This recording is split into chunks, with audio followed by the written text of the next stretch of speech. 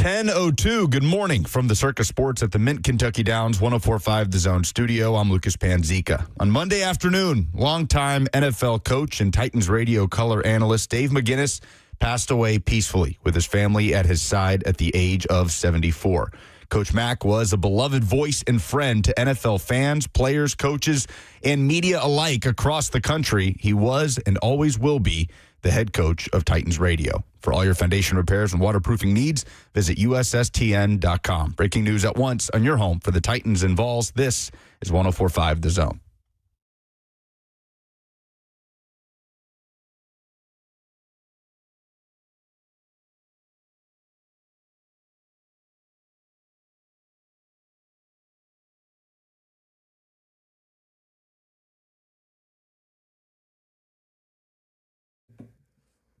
So I can't remember the last time that I've had butterflies about doing a show.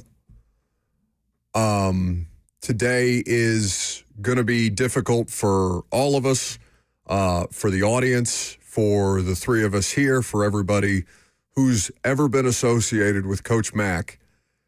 Today, and finding out the news yesterday and learning about his health struggles over the course of the last month.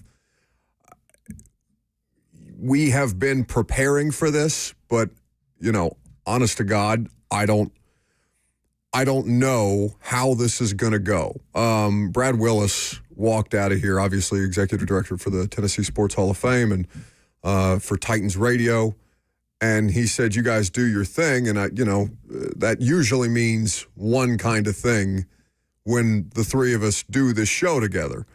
And I don't want it to turn it into an obituary, a 3-hour-long obituary. I want us to be able to celebrate Coach Mack's life in as many different ways as we can and laugh about it. But I swear to God, every time Robert played a clip of his voice while we were getting ready for the show, it just hits you in waves.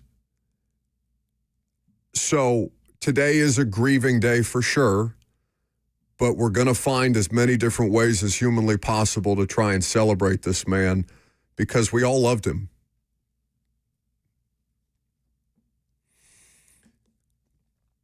So much. For so many different reasons. And the universal feeling of this and all the great things written around the country about Coach Mack that none of us had any had any concept of, but everybody's got a Mack story. Everybody's got one. And the beautiful thing about it is they're all so different. In any stage of life, in any walk of life, whether you came across him in a coaching capacity, broadcast, whatever the case may be, if you ran into Mack on the street, you have a Mack story.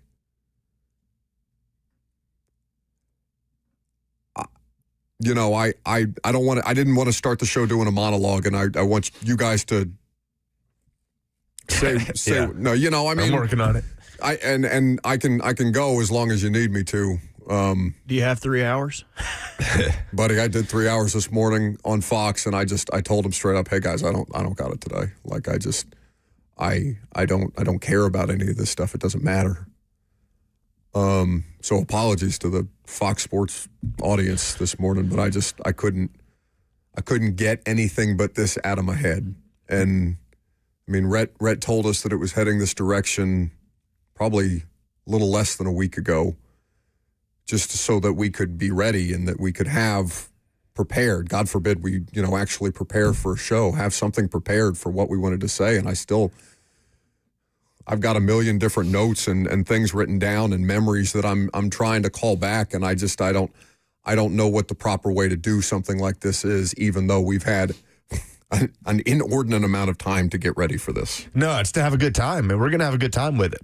I mean, there's going to be a lot of laughing over the next 3 hours. I mean, that's just how it's going to be. Jeff Fisher will join us at noon. I mean, I don't know how many people can speak on Coach Mack better than Jeff, but no, this is going to be a very, I think, therapeutic thing for Titans fans, because that is the incredible, I used to just marvel at the ability to not just connect with literally every single human he came across, but to do it in a way that was so completely effortless and genuine. That is a rare thing, man. Like, there's people that do it and force it, but not Coach Mack. Like, it was so unforced. It was so quintessentially Mack. That ability, it's authentic. Yeah. The ability to talk to somebody and make that person feel like they're the only person in the room, on the planet, to have his full attention, someone of his stature. Man, that was one of his 1 million superpowers, was that ability, whether it was one of us or whether it was somebody he worked with for countless years, or a Titans fan that spotted him across the street, or a Titans fan at training camp, or a Titans fan just listening or calling into Mack Talk here on the Zone during the season. That's a special talent, man. That's such a special talent that Mack had in spades, and we're lucky to have been even a tiny little part of it. Buddy, you want to say anything? I think it's just cool how many people came out to, like, talk about Mack after it happened. Like, you got the beat writer for the Cardinals. He put out a great story about Mack, and everybody had a different nugget. Like, everybody had something different that was great about him. And what Lucas talked about, him investing in people. It's not easy to do because naturally we're selfish, right? We really care about what we care about. But Mack always made you feel like he cared about whatever the hell was going on in your life. I mean, think about it. We knew him. I mean, everybody has a different, like, version of. I knew Mack for the last 7 years of his life. 74 years old. I knew him for only those last 7 years. I think some people knew him for 1. Some people knew him for 10, for 20, for 30 plus when we talked to Jeff Fisher. But to have that immeasurable an impact on what ultimately was knowing him for such a small percentage of his life in the big picture, nah, man, that's special. That's special. So we're going to spend 3 hours making sure that that's honored. Yeah, we've found so many different fun, because there's a million different Mack moments, right? Whether it be in-game broadcasts as a voice of Titans radio, whether it be as the head coach of the Cardinals, whether it be as an assistant coach on Jeff Fisher's staff. So I guess the way that I think we should start this, and then we can, I swear to God, we're going to try and have some fun with this as much as we can while still being respectful to the memory of the man. But I can just hear him getting pissed at us. Yeah. Like, I can't say what he'd say to us on FCC Safe Air, but it would be, hey, you mother bleepers, get right. Like, keep your powder dry. Yeah, he'd want to be talking about the number 4 overall pick. And I can't. But it's the one time that I would just have to tell him no. There's no scenario is no powder dry today. Like, it's one of those things where you don't. And we talked about this when Wes Rucker got in this car accident that cost him his life with a very young family, the Vols beat writer for many, many years. And I think Robert initially brought it up, that you just don't tell people in your life that you care about them enough when you have the opportunity to tell them, because you just assume you'll see them the next day. Like, the Titans are on the practice field in a couple of days. I mean, they've been on the practice field, but we get to go back out on the practice field in a couple of days.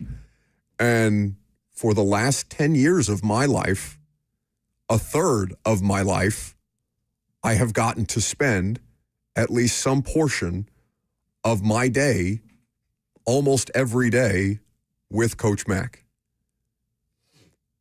And to take for granted the fist bump and the hey buck and just watching, see in the booth Mack and all these little moments that you just, I give Robert a hard time about telling everybody that he loves him. And for the most part, it is a bit that we do on the show. But my only regret in any of this is that I did not tell that man that I loved him enough. Even though we all loved him.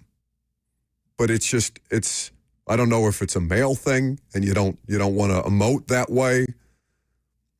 And especially around, football, tough guy, coach, Mike Ditka, acolyte, Coach Dave McGinnis, voice of Titans radio, Dave McGinnis, whatever he was to whoever you were, it's just so critically important. And I hate that it takes moments like this to remind yourself that you just got to tell people you love them more. Because like you guys joke with me about, that I don't like spending time with my family.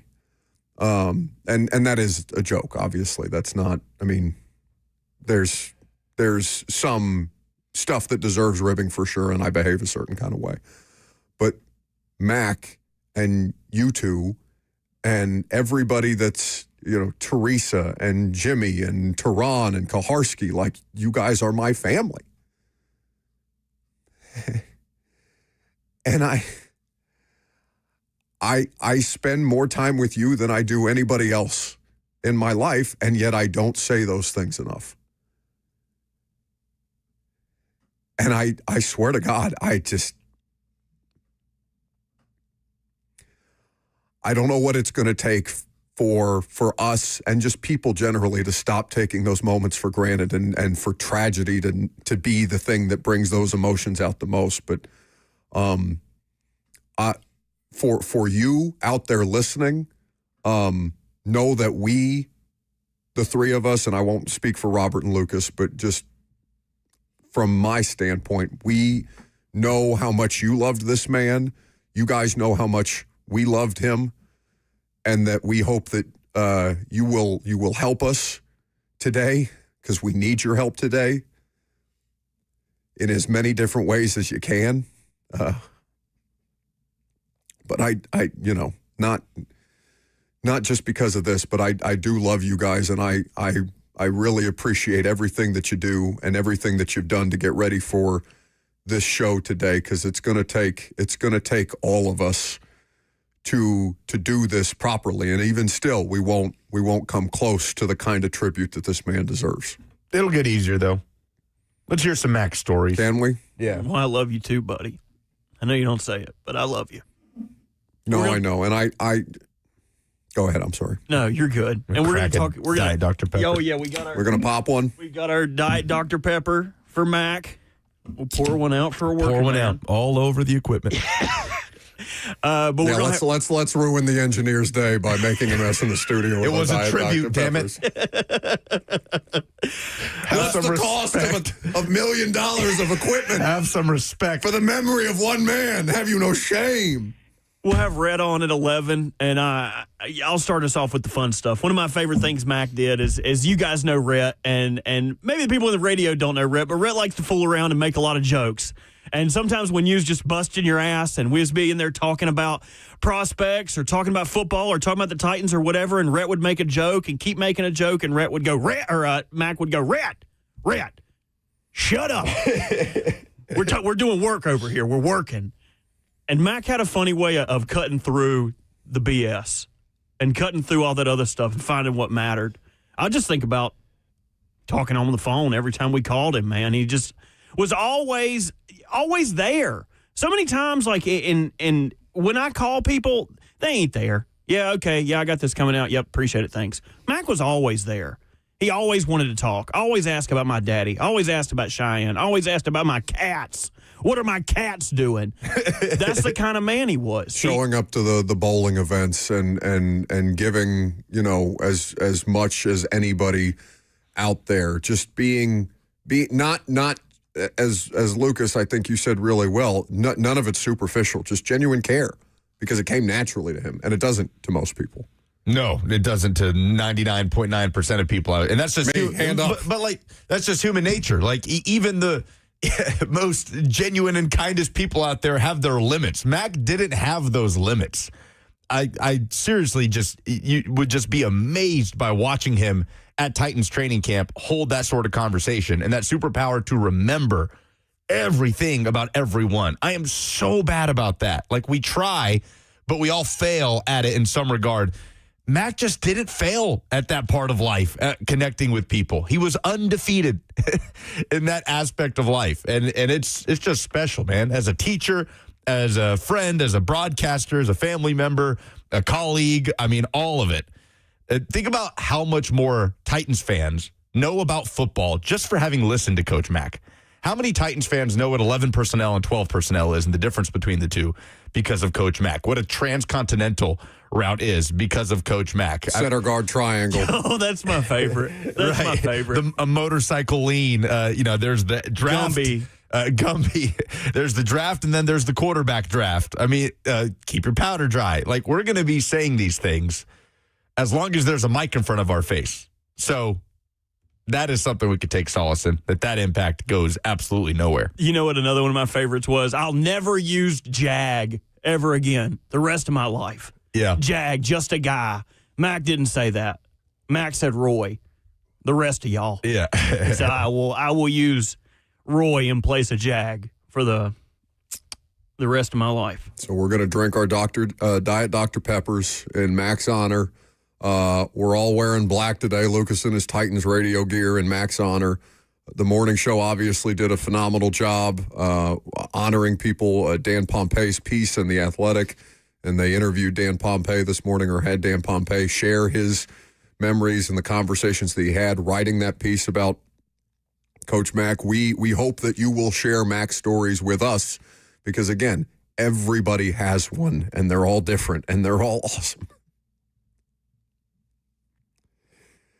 So the number is, you know the number. I hope you know the number. But if you don't, 615-737-1045 is how you can call in. The F&M Bank chat. We'll read as many of them as you guys want to put in there throughout the course of the day. Lucas, what is the audience going to hear next? So once upon a time, I had this podcast called Inside Zone where I sat down with various personalities around the station because people have had some incredible paths that work here. I didn't end up sustaining it. Things in life and other stuff got in the way. Important to note, this is a now defunct podcast. By the way, did you get interviewed for this podcast, Robert? I did not. Yeah, I don't think I did either. Don't nobody want to know nothing about my We insides. must have missed. We must have missed the. It must be said the boat. This was pre-Robert, I do believe. But yeah, and my plan was to do a season and then another season of this podcast and spread it out. So there's a bunch of people I didn't get a chance to sit down with. I had no plans to sit down with you. I know. But people like Blaine and Dawn that have just had remarkable paths. Anyway, Coach Mack obviously was one that I had to get on. And my goal was, if I was going to sustain the podcast, to do a two-parter with Mack. And we ended up doing one where we talked about his football life. And I wanted to do a two-parter, a part two, just talking about his Titans life, because we didn't even get to that part. We didn't even get to him working for the Titans for all those years and going to L.A. and then coming over to work with Titans radio. But we did get to a huge portion of his football life and, of course, the story of being the Bears head coach for 6 hours and knowing it for 3. It's my personal favorite Mack story of all time. Everybody has theirs. I love it. So we're going to play it for you coming up next.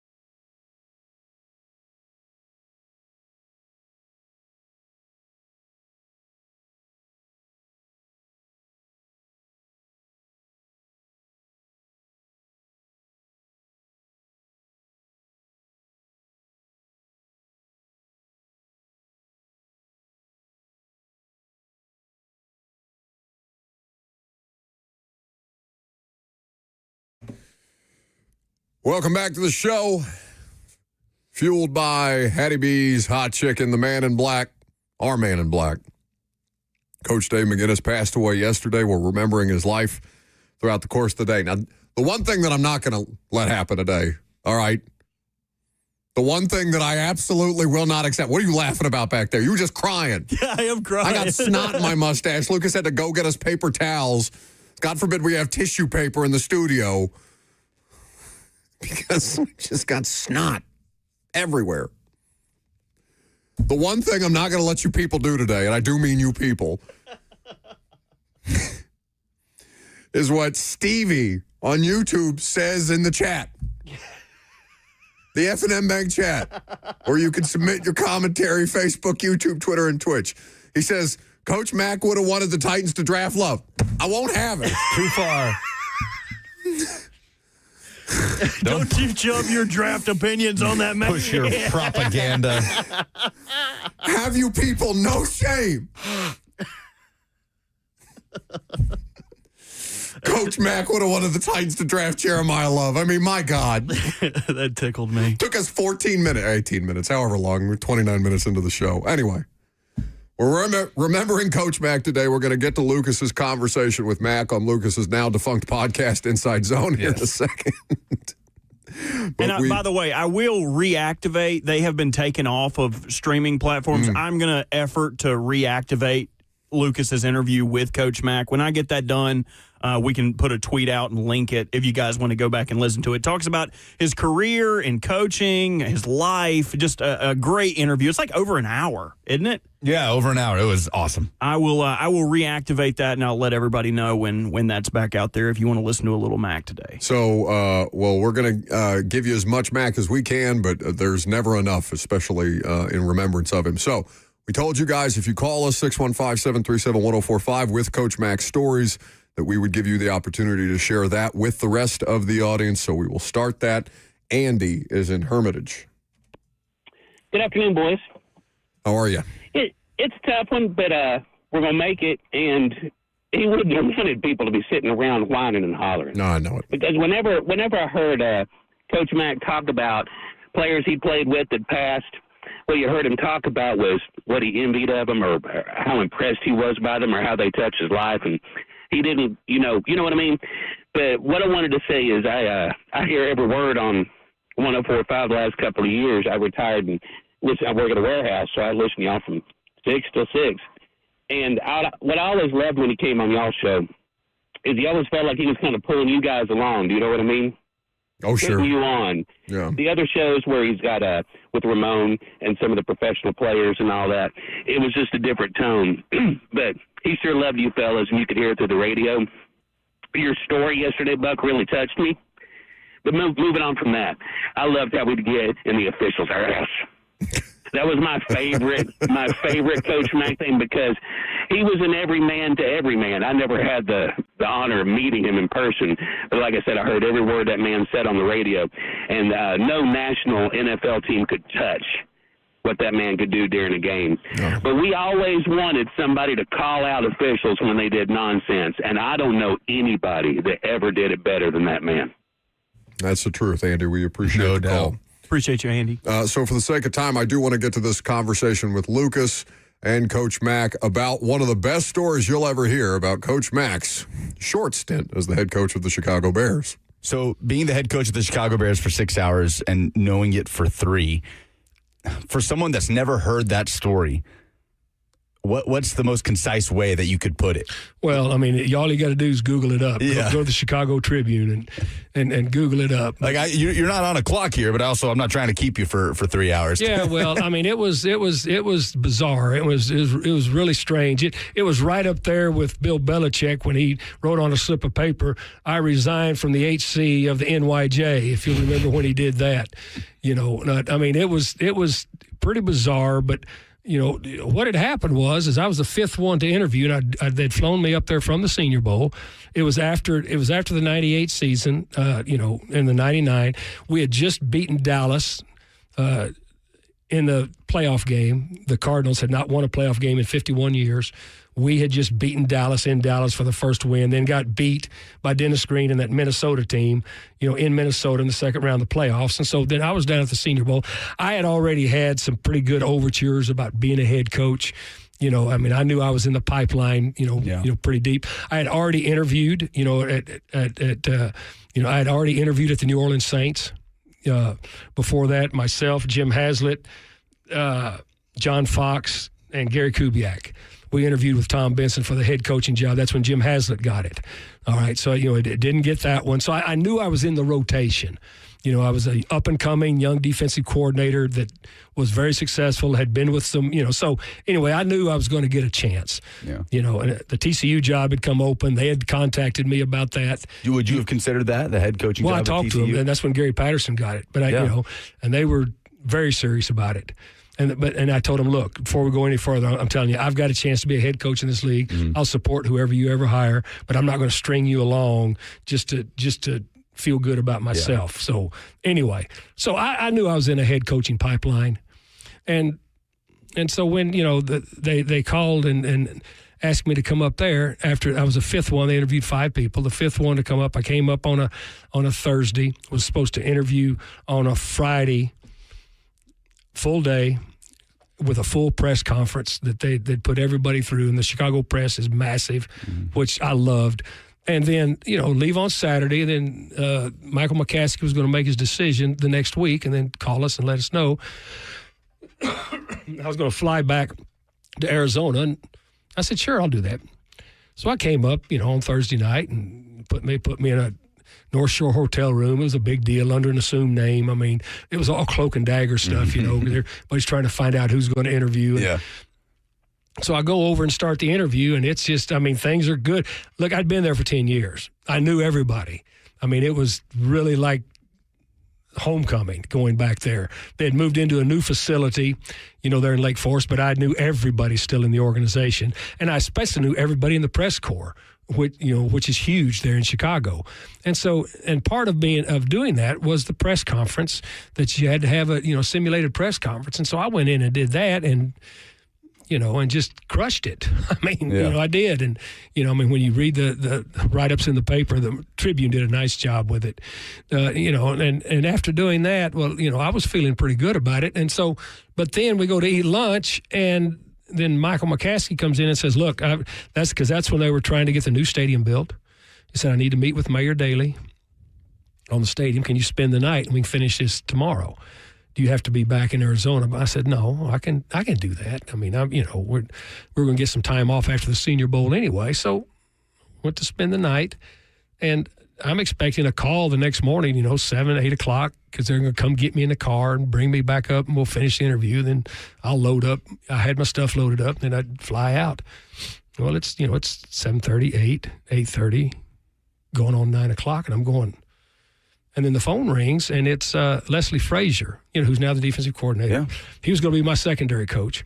He was coaching the defensive backs at the time for Ron Turner, who was the head coach at the University of Illinois, and he was recruiting down there in southern Chicago. And he said, Coach Mack, look, I got Andy Reid on the line. Andy had just gotten the Eagles job. He said he's offered me the secondary job here at the Eagles. He said, I know you talked to me about being your secondary coach, so, do I still have that opportunity to go with you? And I said, well, Les, you got to take that job because I don't have the job. He said, Coach, it's been on the radio for 2 hours. You're the head coach. He said, there's a press conference at 11 o'clock.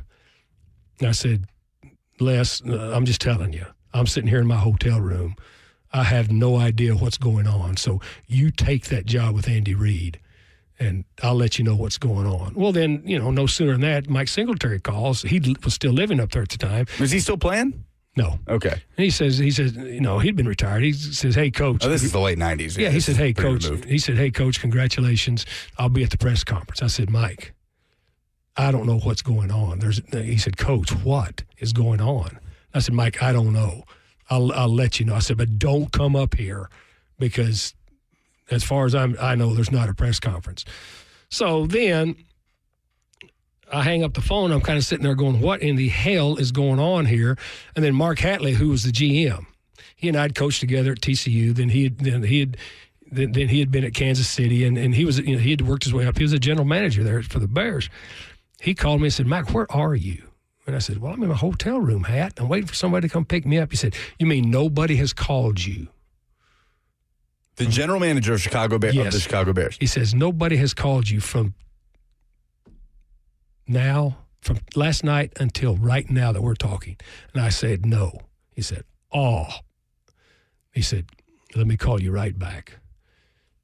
So he called me. He said, Mack, we're getting a car over there to you. I said, no, Hat, you're not. I said, I've got a car here because, I knew some people when I got up there. I said, I had a car. I said, I know how to get there. I said, I'll drive myself there. He said, are you sure? I said, I know how to get there. So I started driving up, and there's those satellite trucks. There's everything. There's air, it's a big deal. And so I get out of the car. And it's winter up there, and people are congratulating me and Coach Mack, hugging me when I walk in the building. And I said, look, guys, I don't know what is going on. So then I go in there and see, Michael McCaskey's office on the second floor, and he steps out and said, Coach Mack, I want to congratulate you being the 13th head coach Chicago Bears history. I said, Michael, I walk up there to his office, shut the door, said, what are you doing? He said, look, it was a clerical error. I don't know how it got out this early. We're doing it. So I said, this is not how it's going to work. So then it started spinning pretty fast. He said, we don't have to worry about it. I said, look, we haven't talked coaches, haven't talked salary. We haven't talked my contract. My attorney, my attorney was a son of his name was Dan Moore, was the son of Mordecai Moore, who had been old Mayor Daley's attorney. I had some juice. And he said, no, we don't need it. I said, what? Yeah, we need my attorney. I said, what's going on here? Well, and he pulls out a yellow pad from his desk and said, well, here's what I'm thinking. And it's on a yellow pad. And it's, it's got it laid out there, and I'm looking at it like not really looking at it. I could care less. He said, look, this is a 4-year deal straight across. Here's the money. And the money was good for that time. And plus the TV radio rights for a head coach in Chicago was massive. Mm-hmm. And he said, here's what you get for here's what you get for suite here. I said, Michael, none of that matters. What are you doing? He said, no, this will be good. We got to get to this press conference. He said, and the other thing here is, he said, but, I'm still paying Dave Wanstad off, because I extended him, and then so I have to pay him his extension. He said, so I'm going to need a clause in there just at my discretion for a buyout after the second year for you for this. I said, wait a minute. You expect me to get 15 men and their families, come up here and tell them I've got a 4-year deal, but it's really a 1.5-year deal. You guys aren't any good. This is going to take a lot of work. I said, I can't do that to them. Well, I can't do that to them. He said, well, they don't have to know. And I went, got the wrong dude. I said, we're putting all this on hold. He said, well, you can't do that. And I said, I just did. So I started spinning pretty fast then. How do they? That is Coach Dave McGinnis telling the story about being the Chicago Bears head coach for 6 hours and knowing it for 3. That's about half of the story. We'll pick it up on the other side on 104.5 The Zone.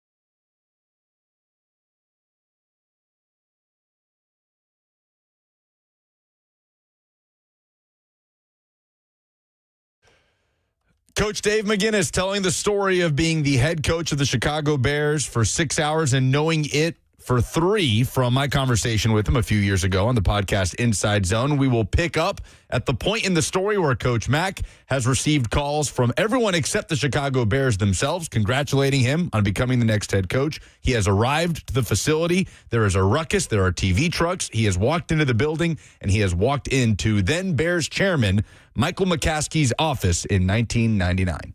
And he pulls out a yellow pad from his desk and said, well, here's what I'm thinking. And it's on a yellow pad.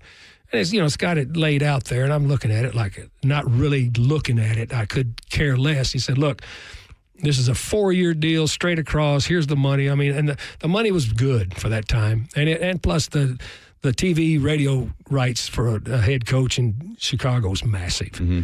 And he said, here's what you get for here. Here's what you get for sweet. I said, Michael, none of that matters. What are you doing? He said, no, this will be good. We got to get to this press conference. He said, and the other thing here is, he said, but, I'm still paying Dave Wannstedt off, because I extended him, and then so I have to pay him his extension. He said, so I'm going to need a clause in there just at my discretion for a buyout after the second year for you for this. I said, wait a minute.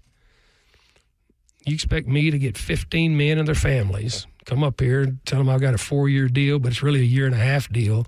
You guys aren't any good. This is going to take a lot of work. I said, I can't do that to them. Well, I can't do that to them. He said, well, they don't have to know. And I went, got the wrong dude. I said, we're putting all this on hold. He said, well, you can't do that. And I said, I just did. So I started spinning pretty fast then. How do they backtrack from that? They didn't.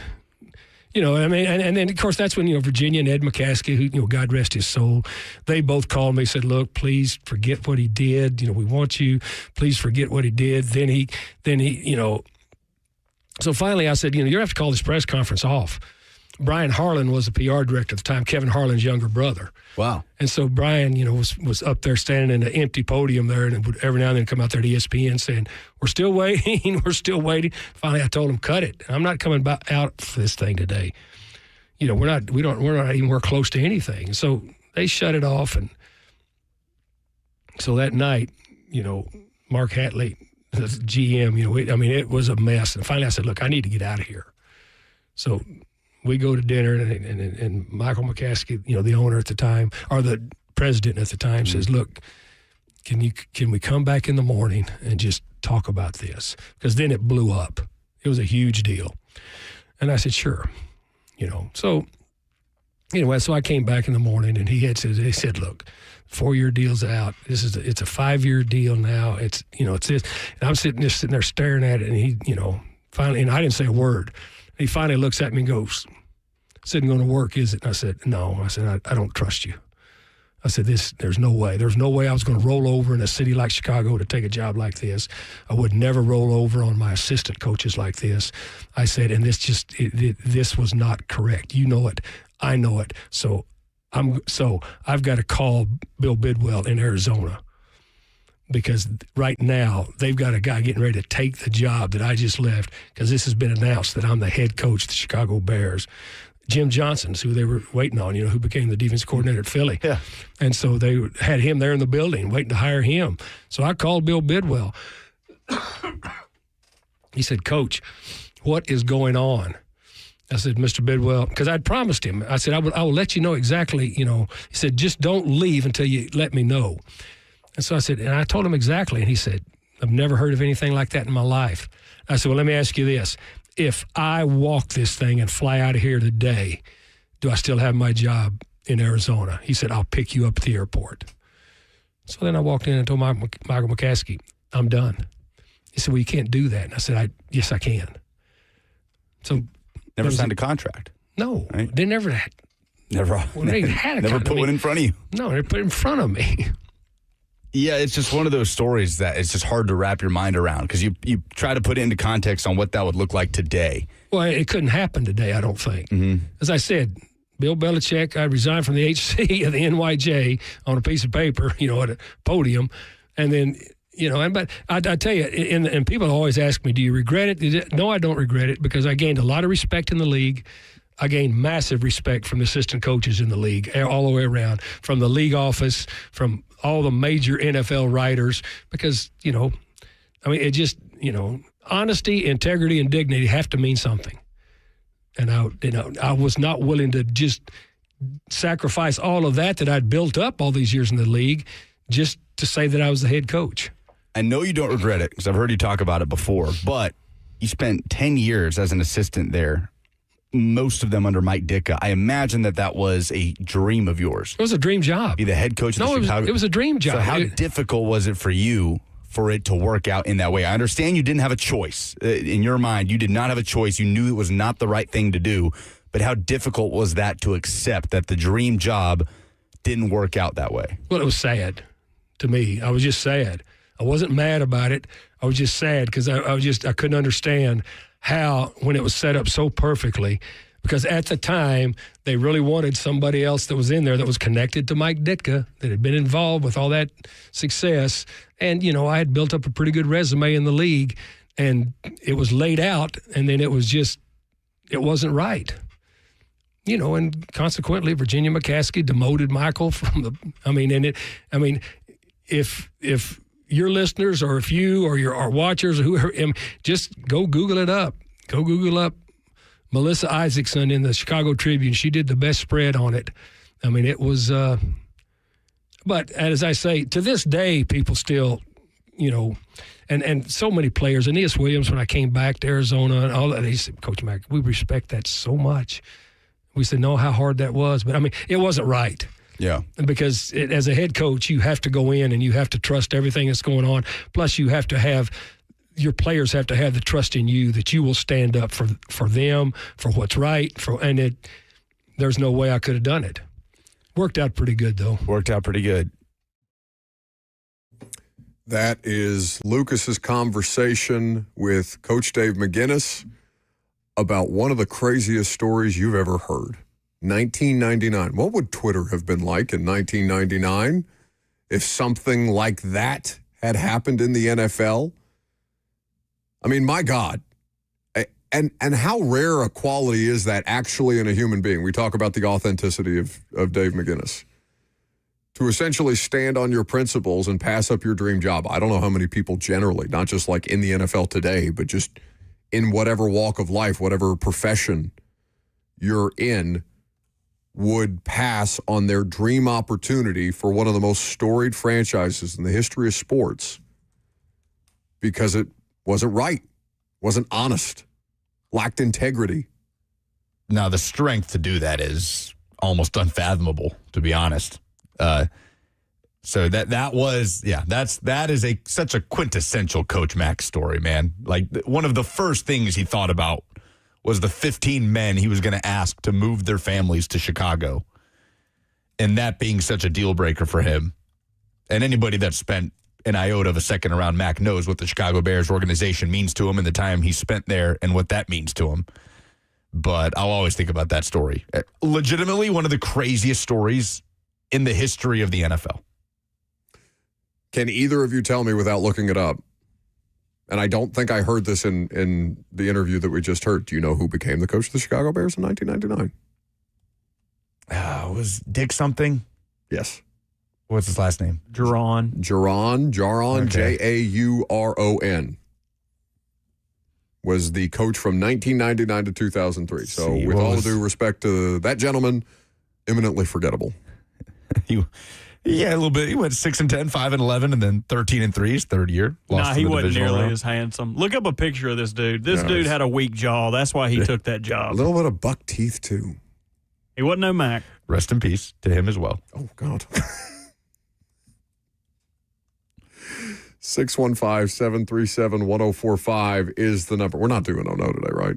No, we have pushed Oh No. That is, we'll do that Thursday. Okay, so we will continue to remember our friend and colleague, Coach Dave McGinnis, with more bits and pieces of Mack's life, not just here in Tennessee, but across his coaching career, coming up next.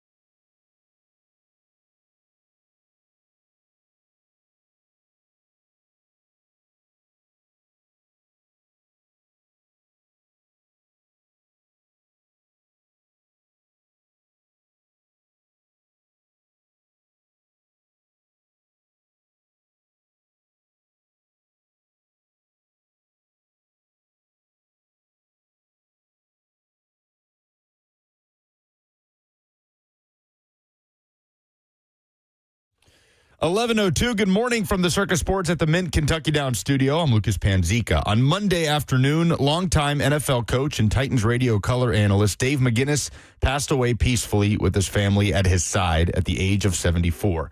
Coach Mack was a beloved voice and a friend to NFL fans, players, coaches, and media across the country for years and years. He was and always will be the head coach of Titans Radio. For all your foundation repairs and waterproofing needs, visit USSTN.com. Breaking news at once on your home for the Titans and Vols. This is 104.5 The Zone.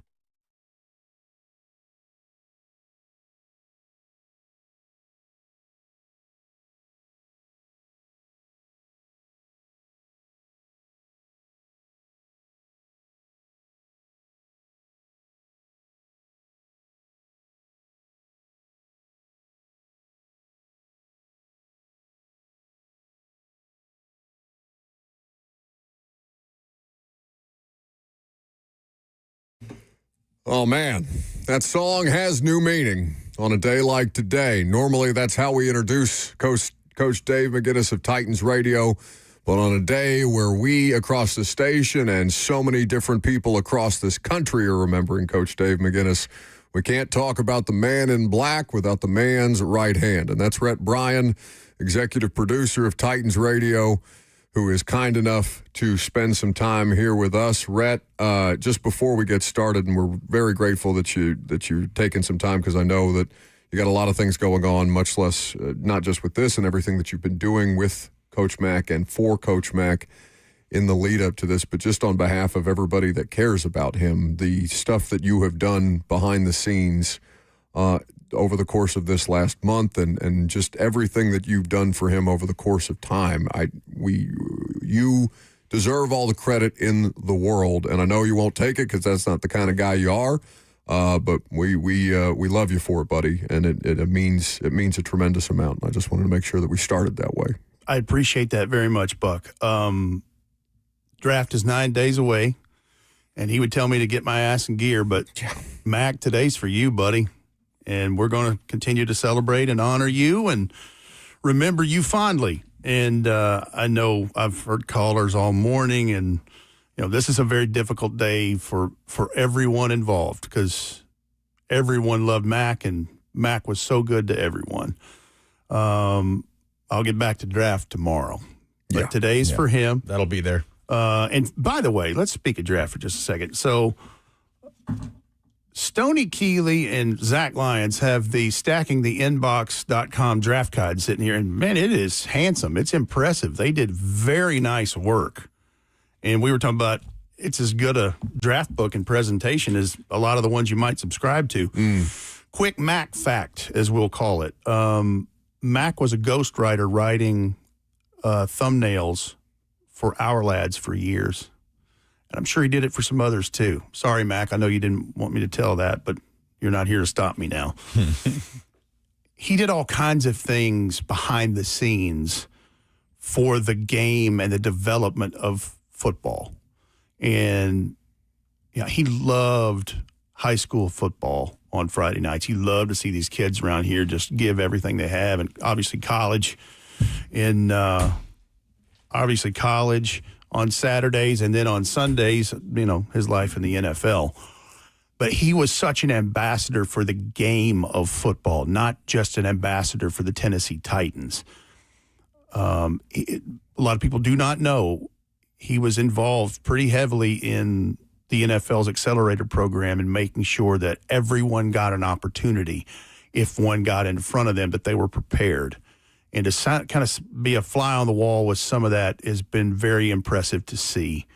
And I want to tell some of the things behind the scenes about Mac, because Mac is just he was a giving person, gave of his time and his talents and sometimes his money. And I just want to celebrate and honor and remember him, how he earned it, not how he deserves it, how he earned it, he would say.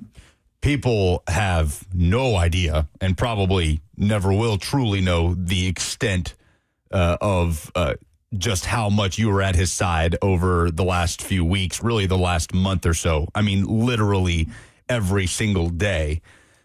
And, we'll leave that up to you on how much you want to share moving forward here. But in the last few weeks, after having spent, let's see, you knew Mack from when he was an assistant here with the Titans, and obviously when he came on to Titans Radio in 2017. So you had known him, been around him for years and years and years and years, traveled with him, worked with him.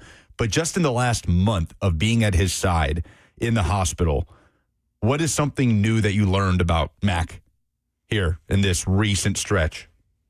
From him or anybody that came into the room? That he'd never been in the hospital before in his whole life. What? At 74 years old.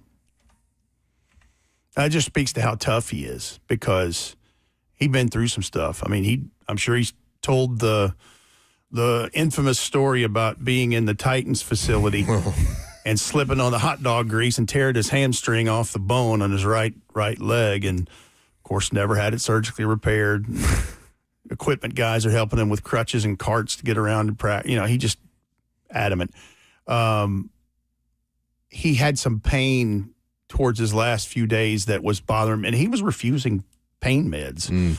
And to the point where it's like, hey, you might want to get you something to take the edge off. His hip was bothering him, his left hip, and I had forgotten he had dislocated his hip when he was, I think, a sophomore in college at TCU, going for an interception in the end zone on a shot play, and never had that looked at. Like, Mack was just Mack, that'd be the first thing, is that I don't think he'd ever been in the hospital.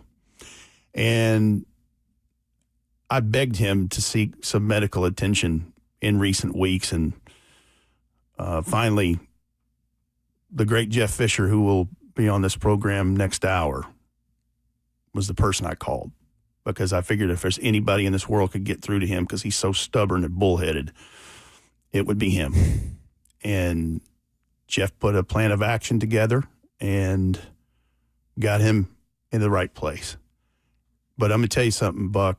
I'm just a little cog in the wheel with this stuff. There are some amazing people in his immediate circle in this last month of life for him. And Philip Noel, my longtime buddy and former Titans radio pal, his wife, Betsy, is a registered nurse, and she was amazing during all this. She was up there with him, spent the night with him, was able to translate to the family and friends the medical ease of medical terminologies and asking the right questions. His longtime friend from West Texas, Fred Jackson, also a TCU Frog, was right there with him. And then through Jeff Fisher, Jeff Fisher was one of the last people to be at his bedside before the family joined in the room, and he went on. And I was there with him, and so was Taylor Zarzer. And I'll never forget that. And the way that Jeff spoke to him in what would eventually be his last couple of hours yesterday. But last but not least, the former head trainer of the Titans, Don Mosley, and his wife, Kim, were superb. And the essence of a servant's heart of what they did for him. They did things at his home. They did things for him medically. And Don would just be there with him hours and hours and hours and helping him get through all of this stuff. And Mack would just say, I cannot believe that people would do this for me and would care this much about me to take these things off my plate. And I said, Mack, you've been so good to everyone, wherever you've been your whole life. Is it a big surprise that this is like, I told him finally a few days ago, I said, if enough people knew about this, I'd see you about every month, because that'd be my turn in the queue. It'd be lined around the block of this hospital. He never had a good sense of why. And when you're giving, it's so much easier. And when you've been used to that and now it's your turn to receive, probably a little awkward. But I got so many opportunities. I was thankful for every day I could go see him and tell him how much I loved him, and he would reciprocate, and even have some moments where he's like, bring your draft book. I said, okay, I like this. Let's do this. A few days ago, man, he ripped into me. He's like, stop giving me all that Charles Dickens-ish. He's like, get to the point. Summarize. Next player, go. And I'd never been happier in my life driving home. And he was like, what the hell's so funny, Rhett? I said, well, this is what I've been waiting for. Like, I want Coach Mack, and I'm getting it right now, and I'm very happy about it. The great Rhett Bryan, executive producer of Titans Radio, here with us on 104.5 The Zone. Of course, you can also hear him on the official Titans podcast, where, speaking of Phil Noel, and I know Brad Willis was on the morning show as well to celebrate Mack's life. Ashley Farrell has been doing a great job of putting out there again a lot of the clips from the OTPs and the in the booth segments that you guys had during games with Mike and Mack and now Taylor and Mack this last year. But just to go back to that point about his surprise about the way that people were giving to him. We talked about the authenticity, and that there's I don't know that I've ever met a more authentically just true to themselves person than Mack. And the fact that it didn't even register to him that the way that he wasn't doing it for any reason. There was no motivation behind the care and the effort and the genuine interest in people that he took. It came naturally to him. And I don't know how many people I know with that specific quality. He had a lot of rare gifts and qualities, and that is one of them. You're correct. He, what you saw was what you got. And I mean, he was friends with everybody. And if you were the custodian, he knew your name, knew your kids' names, what they were up to, how's Johnny doing in football. And I jokingly say this, but like, if he knew that about that person, anything in between, and the most high-profile acquaintances and friends that you like. I joke about him knowing the ambassador to France, which I don't think he did, but who knows? he might. And that was where, there's a window of time a few years ago. Dan Pompei mentioned it in his column in The Athletic. Dan did such a wonderful job. He and Jim Wyatt both did in talking about his legacy. But that 3,800 contacts is real. And I'm like, wonder whatever happened to old so-and-so. Well, hell, I don't know, Rhett. Let's just call him. And he put him on speaker. Hey, Joe Green, what's up, buddy? Hey, I'm in here with Rhett from Titans Radio, and we're just shooting the bull and thought about you. How you doing? That's just who he was. Never lied to you. Always told you the truth. That's what was so great about, and what so hurts these Titans fans that are calling and talking today and needing to get this out of their system, is he was the voice of reason for this team and this franchise, good or bad. Now, he didn't always sugarcoat it, but he also wasn't egregious. But he would tell you how it was. It was good, it was good. And he said, if you were, you know what, I'd tell you that too. But I'm so glad that his family, his sister and his brother and his niece all came in from West Texas and were there with him. And that was very important to me, that they get here and have that time with him. Because, man, you said it last night. Tell the people you care about, you love them, spend time with them. Got to do that. No regrets. Rhett Bryan with us in studio.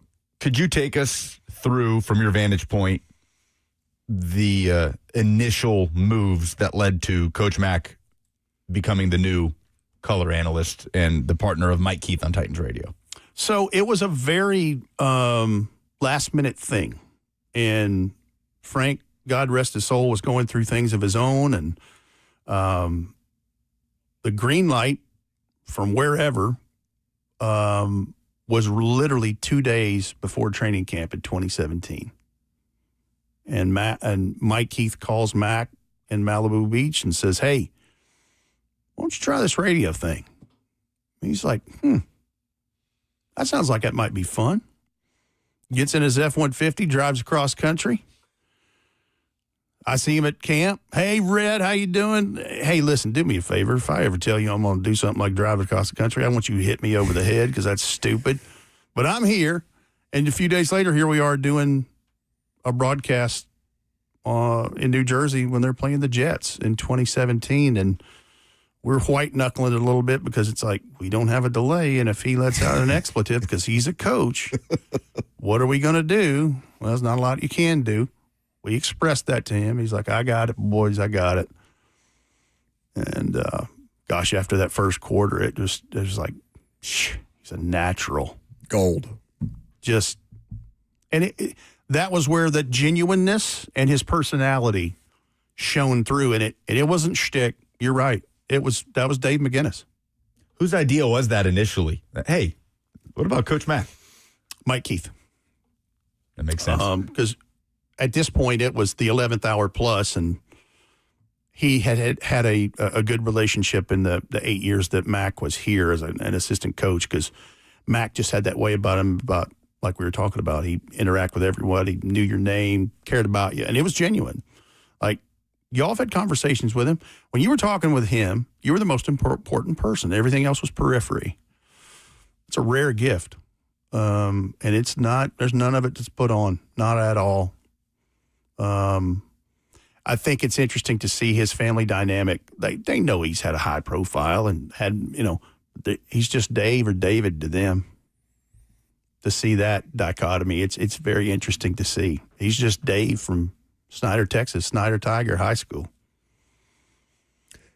For you as, I don't know, Rhett, I kind of think of you as the caretaker of all things Titans radio, right? That's one way to put it. I mean, it's I think the most accurate way to put it. And at least from my perspective, I don't know that I've had a more I don't even know how to describe it other than that it was such an honor for me to see you guys on game day in the booth and in the lead up to it and the preparation that you do. Because for me, Rhett, I had before I got here and started covering the team, like it was pretty brand new to me, the organization and kind of the ins and outs and who are the figures to know here. And okay, like let's get a handle on it. Mack was so good about helping me understand all of these things, but then to hear the actual broadcast that all of you guys have worked so hard on across the years and hearing it and my words, not yours. I don't want you to feel that you need to comment on this, but just to hear the difference between Titans radio and everything else. Because it is Titans radio and everything else. It is such especially with those two, like it was just such a higher quality of production and the broadcasters themselves and the information and insight that was weaved into everything that you guys continue to do as a part of that. I am a Titans radio fan without having any connection to the Tennessee Titans other than I've lived in Nashville and worked and covered this team this is going to be my 10th season. Like I again, things that you should say more to people when they're around. Like, I don't know that I've ever talked to you about that, but the respect that I have for you guys and what a cool honor it was for me to get to do those hits with Jimmy and see you guys in the pregame and lead up. It's the stuff that I'm not, especially the moments, like getting to see that before some of the biggest games that this franchise has had at their peak or their most recent peak. Man, it's stuff that will live with me for a lifetime. And you've seen just so much more of it. You've seen all of it. That's very kind of you to say, first of all. And well, second, very long of me to say. No, that's okay. That's all right. You landed the plane. I got there. The other part is it means that I and we did our job because the fans deserve a good product. But the product, here's the deal.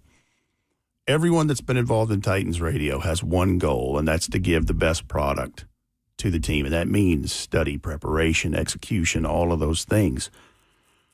And the byproduct of that are lifelong friendships because you spend so much time together in a football season, a lot of times more time than you do with your family. And when you all have the same goal, and this sounds like, some corporate MBA speak, but it's true. When everybody's rowing in the same, same direction, you'd be surprised of the results. And the team in spots has had some amazing moments to be able to cover and get us excited about. But I wanted us to be the friends on the radio that told them about their team. And that's what I still try to do every day. Well, Rhett, we're so grateful for you on a number of fronts, but just that you would make yourself available for us today, for the audience today, and through this show to the audience. Obviously, the work continues. The draft, as you mentioned, is in 9 days. Yeah, that's a hard pivot. I'm sure there are going to be many Mack remembrances as part of the Titans radio draft coverage, but you guys are going to kill it as you always do, and we're just grateful for you, brother. Thank you. And I'll say this. One of the best things I heard him tell me the last time we went over draft thumbnails a few days ago is he said, you're going to have to shoulder a lot of the load on this. I said, yes, I know. He said, you're ready. I'm proud.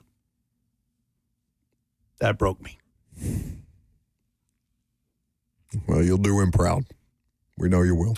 Yeah, he loves you, man. Absolutely. Love you, Reddy.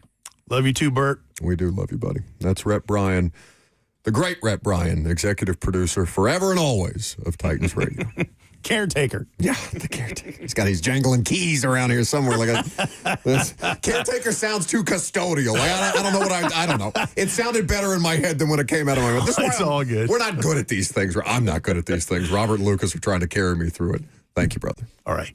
See ya. We'll continue the coverage of the great Coach Dave McGinnis coming up next. Not yes, hell yes.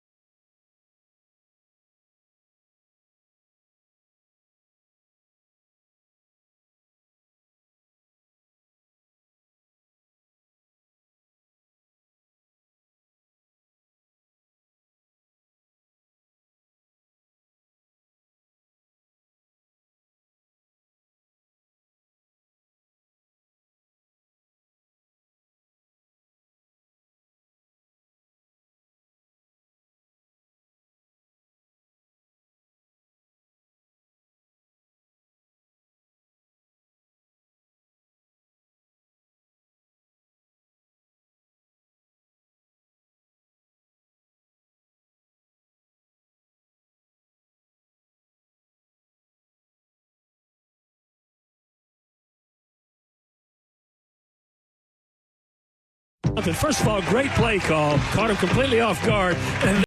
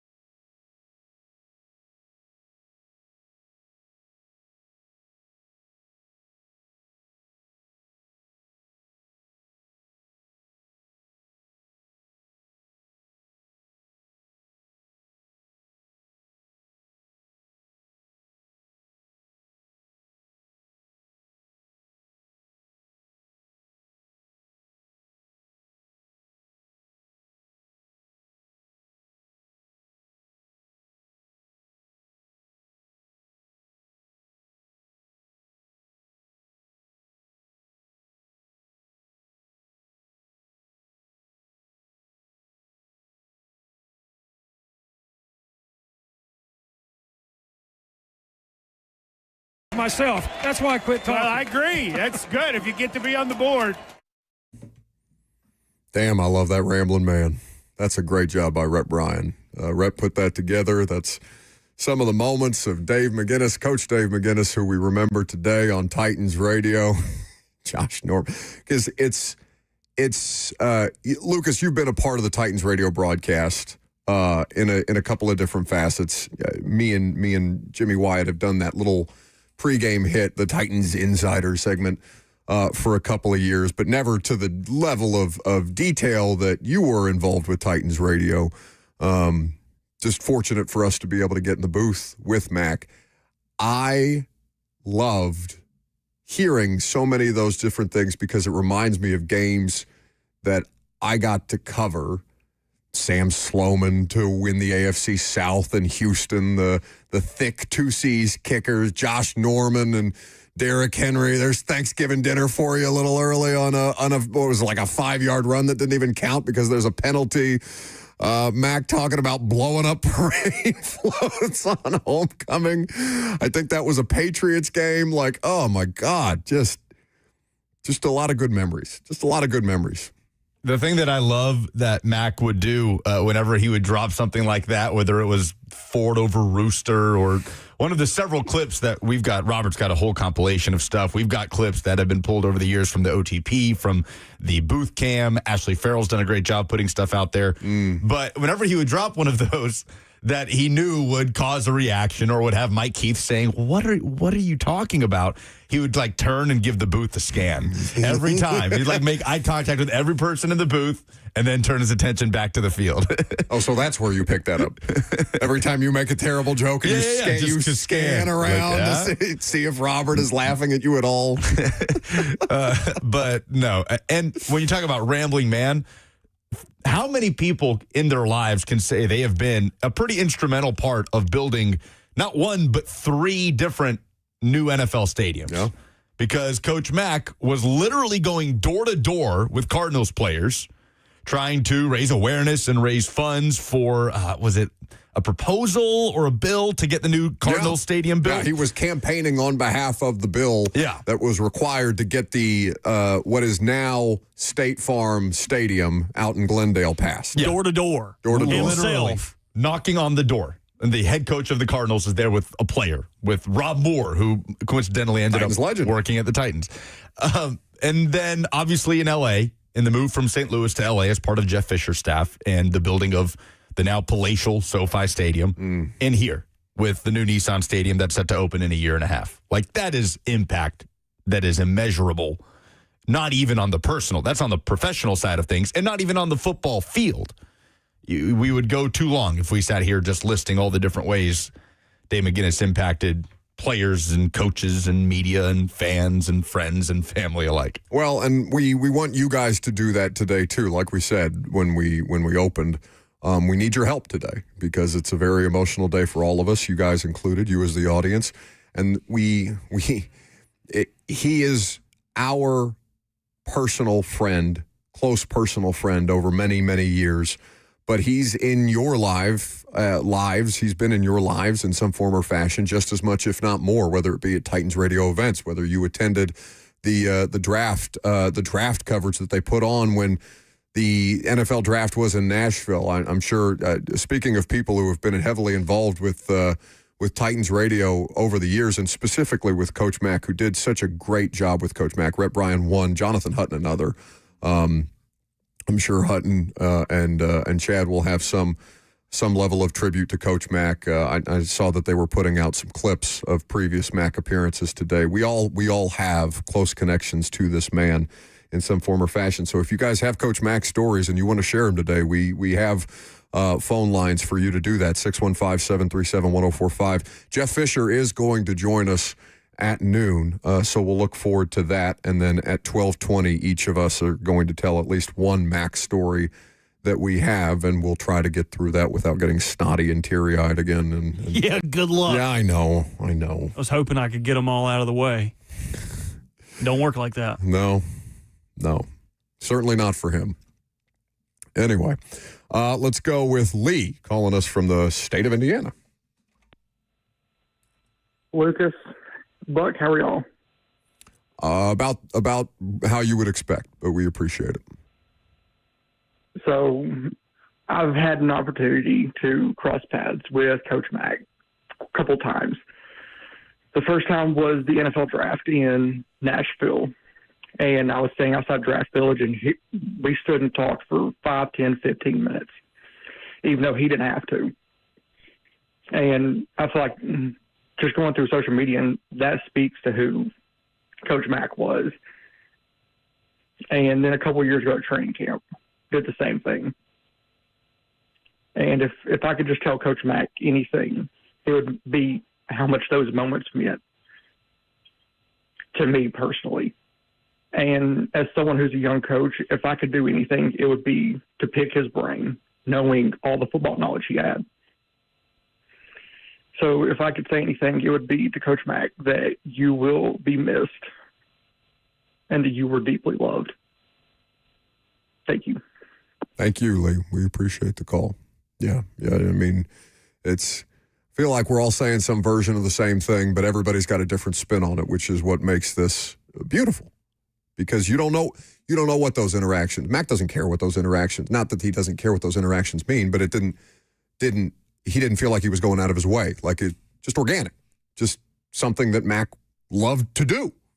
Yeah, like it wasn't like he just wanted to talk to you if you could do something for him, right? No. Like I think that's almost human nature for some people, but no, it did not matter who you were, where you came from. You wanted to sit there and talk draft to them for a few minutes, he'll do it. That was the best part about training camp is we'd be out there and you'd get like 2 or 3 minutes with Mack, and then somebody'd come along and they're, hey, Mack, what's going on? And he'd dap them up and talk with them for a little bit, and he'd be holding court on the side of the field or on the corner or up top. Oh, I don't want to think about training camp without Mack. Don't get me started. But he'd always come back. He's like, what were we talking about? We were talking about that defensive tackle out of Illinois. You wanted to know about this. He'd always come back to you. He just had a little bit of rambling to do. He just had to go talk to some people. He had to see shake some babies, kiss some hands. You know what I mean? He was going to come back and finish that conversation. Shane is in Macon County. Hey, guys. I was just thinking, as much loved as Frank Wycheck was, I can't think of anybody else that could have taken over that role as color commentator than Coach Mack. He was kind of like your uncle or a family member. And I only had one interaction. I called him once after Coach Don Shula passed away. I grew up a huge Dolphin fan when I was a kid, and I asked him if he had any interactions with Don Shula. And he said when Shula retired that he had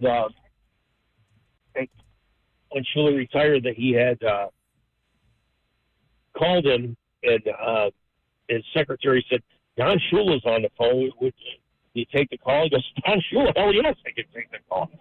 And he was trying to find work for Mean Joe Green. And anyway, it was just a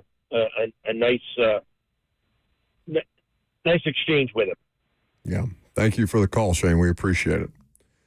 We're going to continue to take these calls for the duration of our show. I'm sure Blaine and Zach will do the same, of course, 3HL, and try and mix in our own memories as we go along here and have some fun with it, because we have a bunch of Mack audio that we still haven't gotten to and want to get to. So we'll continue to take your calls. We also need to talk about the one thing that the Titans need to do, and I'm sure if it's not already in the works, it soon will be, and we will do that coming up next.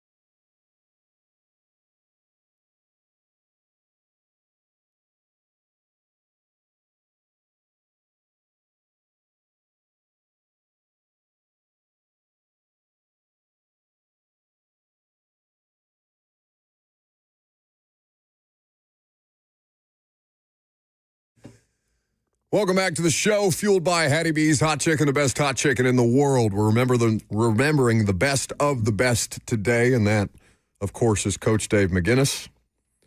Our friend, your friend, passed away at age 74, far too soon yesterday.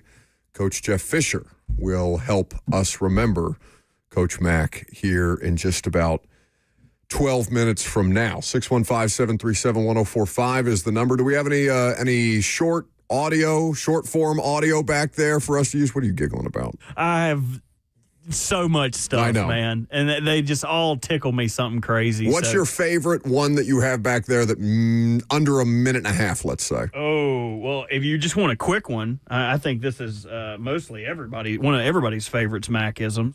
On a scale of 1 to 10, this is really good.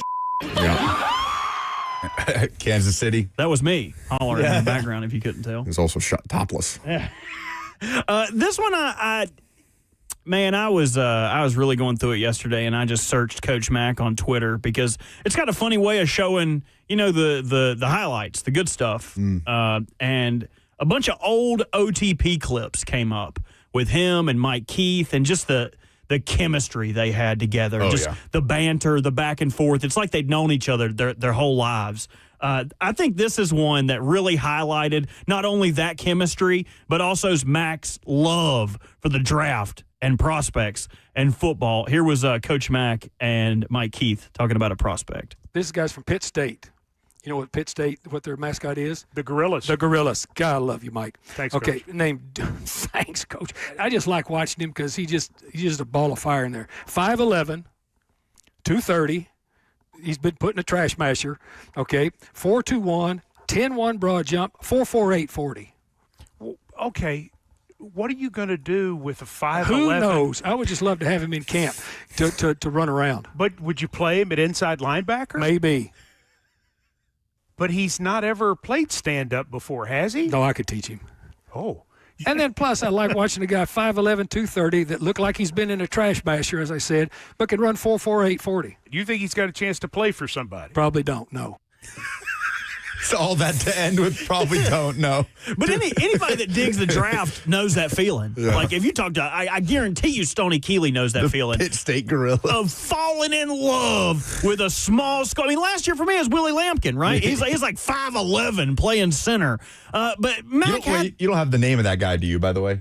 I don't. Player? I would love to know what happened to that player. I'll do some digging. He probably didn't play for nobody. Can't be that. Just the Mike Keith. What he's talking about. Could you teach him how to play stand-up linebacker? Probably so. Probably so. So you think he has a chance to play in the league for somebody? Nope, probably don't.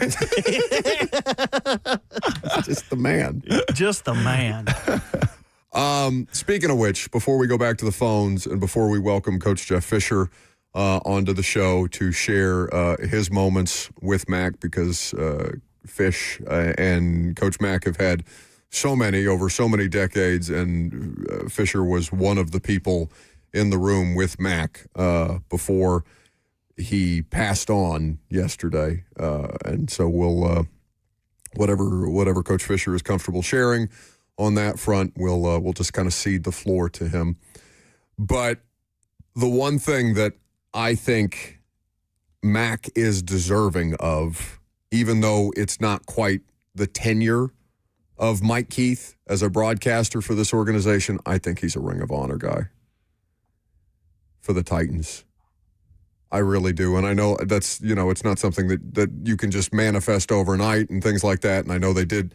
They put Mike in immediately, or announced that Mike was going in. Almost right after he announced he was taking the Vols job. Deservedly so. I mean, and if there's a bit more of a process or whatever, but I think he's such an important part of this franchise on multiple fronts, as a voice of Titans radio, as an assistant coach on Jeff Fisher's staff, as just, I don't know if there's a higher Q rating among Titans fans for people not named Steve McNair or Eddie George or any one of these franchise legends, players on the field, than Coach Dave McGinnis.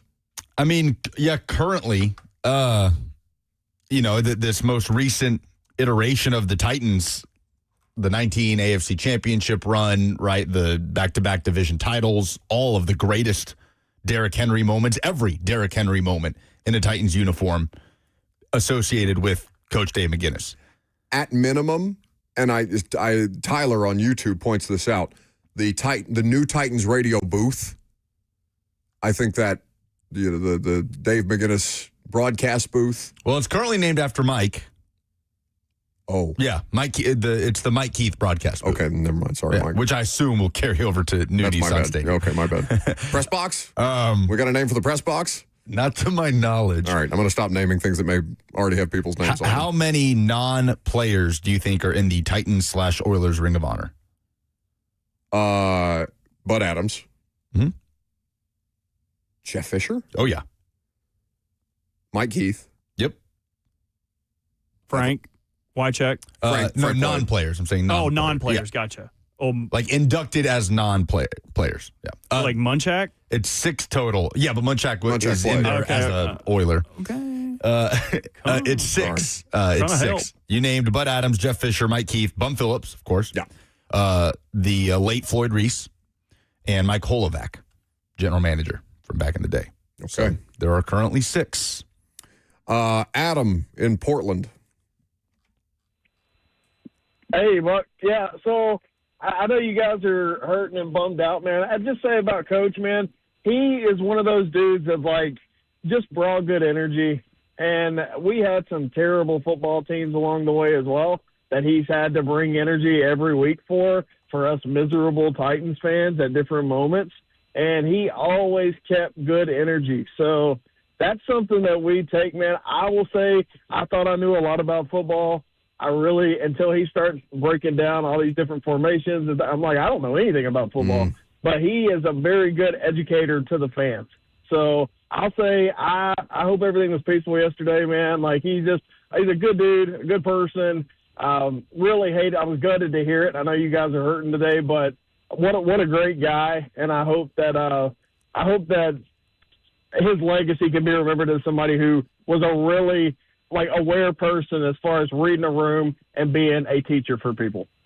Yeah, no, I appreciate the call, Adam, and I can guarantee you he will be remembered on any number of fronts in only positive ways, because I don't know anybody that's ever had a negative thing to say about Coach Dave McGinnis. And if we did, we'd punch them right in the gut. Oh, we'd kick their ass. I dare somebody. We would take them out back behind the station and old yeller them. I dare you. No, I don't. We're saying nice things about Coach Mack today. Speaking of which, Coach Jeff Fisher next.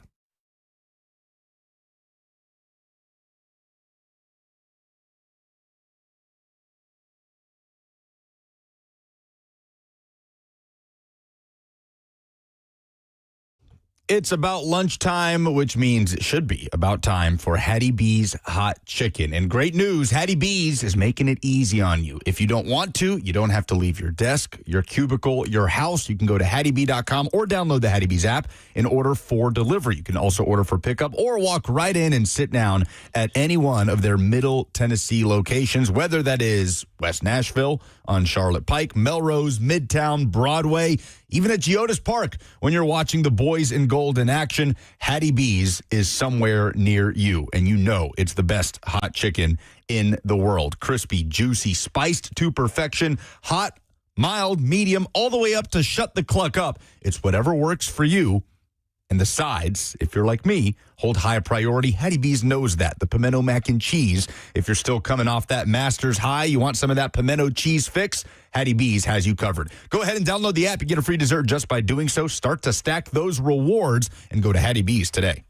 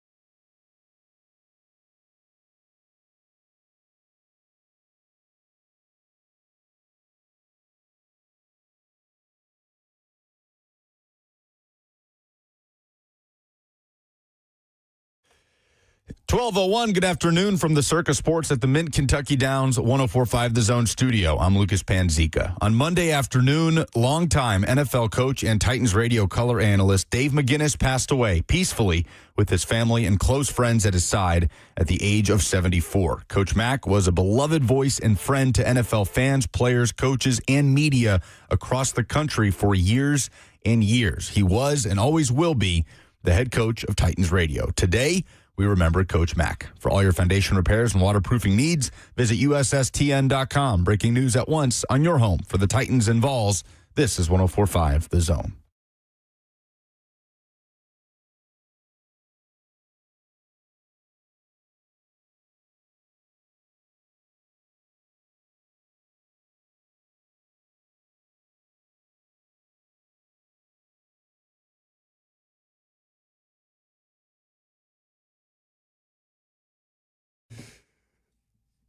Man, we're going to play that song as much as we can today because Return of the Mack, we're remembering Coach Mack today, and there's no better person to do it than somebody who is maybe not blood family, but might as well be. Coach Jeff Fisher joins us now on 104.5 The Zone. Coach, very, very kind of you to take some time. We appreciate you doing it. I just want to get out of your way in this segment and let you and the audience share the memories that you have. I know how much Mack meant to you and how much he means to Titans fans everywhere. Thank you again for doing it today. You know, Buck, thank you for the opportunity. It was a sad day yesterday afternoon, and of course, kind of a rough night. But the thing that's so overwhelming to me right now is the amount of people that have reached out. And they go so far back, Buck. Aeneas Williams. Yeah. From his days back, with the Arizona Cardinals, and even beyond that. And it's been kind of a bittersweet month or so. There's so many people here in town that stopped what they were doing and gave 100% of their time to Mack as he fought, and he did. You can imagine the fight that he just lost, and it was out of our hands. Lord took him way too soon, but he's going to be remembered for a long time.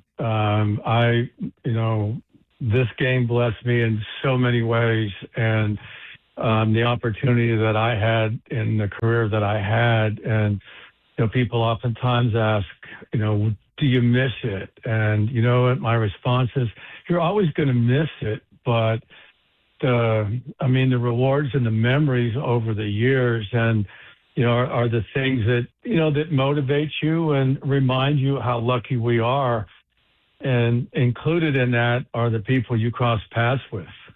And Mack was one of those special people. And, the outpouring of, sympathy that, in this day and age, everybody get reaching them. You can imagine, what everybody doing out there today. They cross paths with Mack, and they're, they've gone from, okay, he's gone, to, all right, let's go back to those memories and celebrate his life. And we made a commitment to his immediate family yesterday at the hospital that, this is not just going to come and go. Mack stood for something that's rare, and that was his personality and his respect for everybody.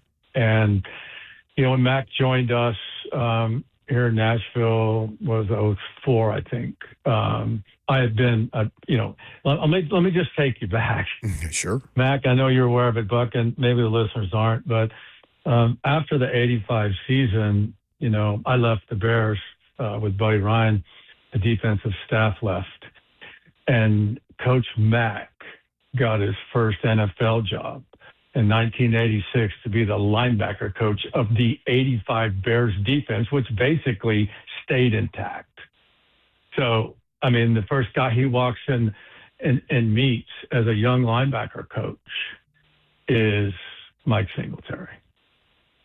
And, he just had such a great career. I mean, through the Bears, and then, as he was climbing that coaching ladder, I don't know if you ever heard him tell a story, but, he was interviewed for the Bears when Mike left and when Patica left. And, he tells that funny story. Well, that he was the head coach of the Chicago Bears for 30 minutes and didn't know it, kind of thing. And he ended up out in Arizona. And then when, he was interim, became full head coach. And then when he was let go, that's when I brought him onto my staff. So that's a long time, and we had there's a gap in there from, all his years as a coach here in Nashville with the Titans. And then a 5-year gap when he came and had a new family, and that was in St. Louis. And the lives that he touched in St. Louis you can imagine over that 5-year period, are amazing. And then he comes here, and now he is what everybody is going to remember him for, is that voice of the Titans with Mike and now Taylor this past year. And so, he was so consistent. My son, Brandon, Brandon's known him forever. And, Brandon was on the staff with him in St. Louis. And Brandon, when I reached out to him kind of immediately, he was like a grandfather, another dad to him. And he said, hey, he goes, we lost a really good one today. And that's what he was. He had such respect for everybody in the building, or anybody and everybody that he literally crossed paths with on the sidewalk in public. Our philosophy, and we talked about it before, our philosophy in the building was pretty simple.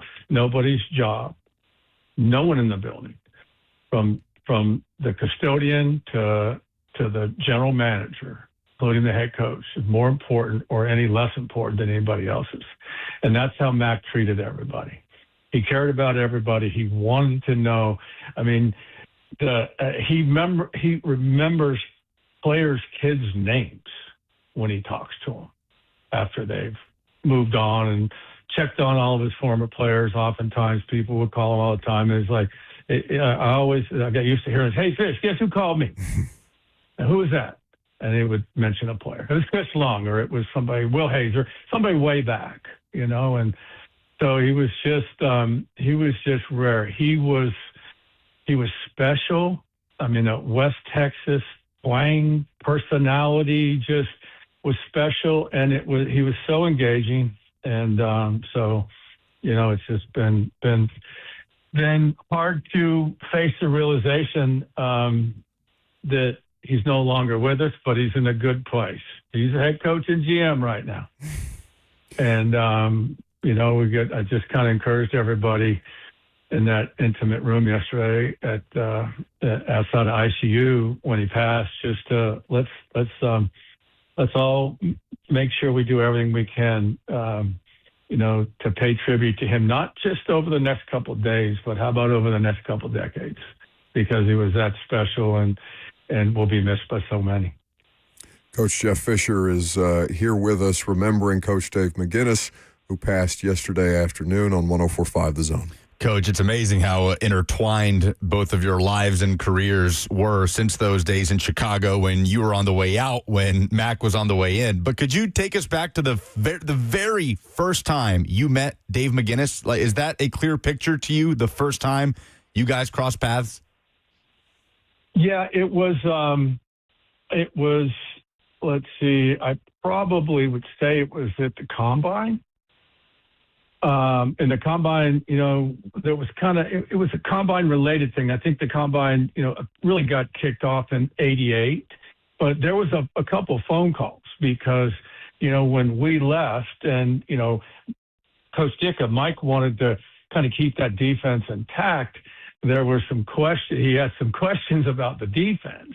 And so, that was the old 46 defense. And so we had numerous phone conversations, but I think the first time was probably at the Combine, and where we just really I got to sit down and get to know him really well. And, that thing just the relationship just kind of grew and grew and grew. And, it was always one, he was in this world of professional football, the office at the end of the hall oftentimes can, I don't want to say get lonely, but there's a lot of stuff going on. And Mack was he was there with me all the time. And, something may come up in the morning. I mean, you got the best laid plans and you got your schedule set out each day of the year, and something else happens. And now you've got to dedicate all your attention here. You got to get information. And Mack was just that guy, was like, hey, can I take this off your plate? Can I do this for you? Or, oh, by the way, shut the door, sit down. And now there's some information that he's got to give you. And he doesn't sugarcoat it. He never did. But it was always great to know he was, close by and in the building. And he was extremely loyal and respectful to everybody. And so, and there's a lot of fun times too. Mack, it was important to me to have fun. I think it's a game, so why not have fun? And why not realize the difference between, okay, we got to work here.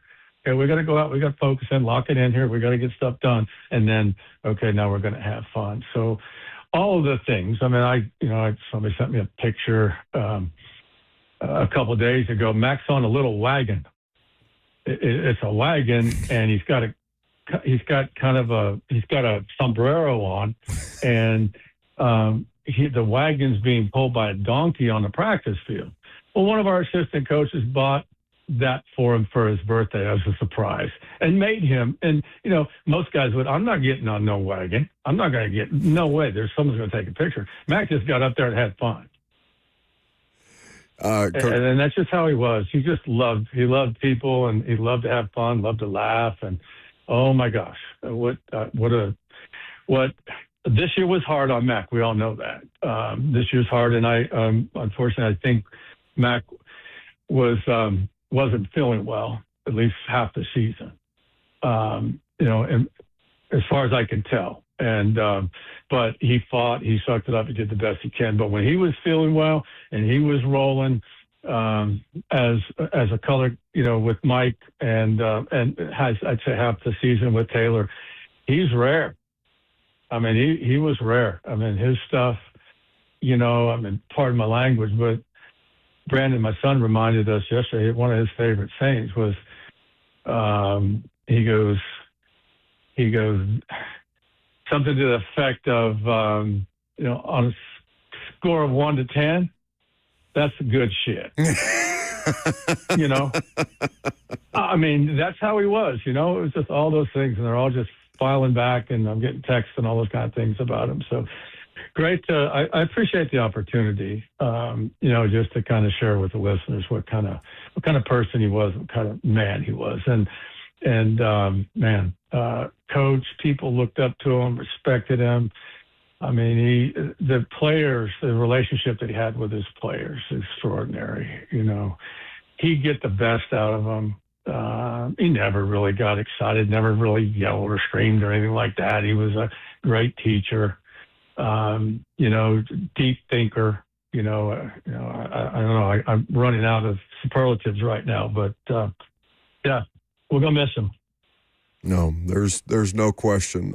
Coach Jeff Fisher, Fish, always good to chat with you. I'm sorry it had to be under these circumstances. I'm sorry. It's a loss for all of us, but again, for you and for your family, just and not speaking for anybody else here, but eternally grateful for everything that you did for him over the course of the last month. You and Rhett Bryan and so many other people. Rhett was in here kind of detailing what that looked like over the course of the last month, and to your point, that he had not been feeling well for quite some time. It means the world to everybody who cared about him that he had so many people around him to step up in the biggest moments, and truly grateful for your time today. We really appreciate it. And let's get together soon at some point. It was good to see you at the uniform reveal, but we gotta get back together at some point. I'd love to, and I just want to, wish the Titans family, Titan fans, and everybody the best, because there's there's a lot of people out there that we probably won't get a chance to have, the one-on-one conversation with. And I want to thank, Amy and Burke and everybody there. They were supportive all along the way, and they really, really cared for Mack, and because they realized what kind of person he was. And so I couldn't think, if it had to end, I couldn't think of any better way than to end up as one of the leaders and one of those that certainly looked up to in the Titan family, because that puts a smile on my face, and I'm really excited. Those that didn't get to know him that are in the organization, hopefully they'll get a chance to know him through those of us that did. So appreciate the opportunity. Absolutely. Take care, Coach. We'll talk to you soon. Okay, guys. Thank you. That is the great Jeff Fisher with us on 104.5 The Zone, remembering him as only Coach Fisher can. We'll continue to take your phone calls on your Coach Mack memories, whatever you're comfortable sharing. Of course, we are going to attempt. We've been pretty dry in here since the opening segment. So we're going to attempt to try and tell our own Mack stories, personal Mack stories, without breaking down and sobbing like children. We will do that coming up next.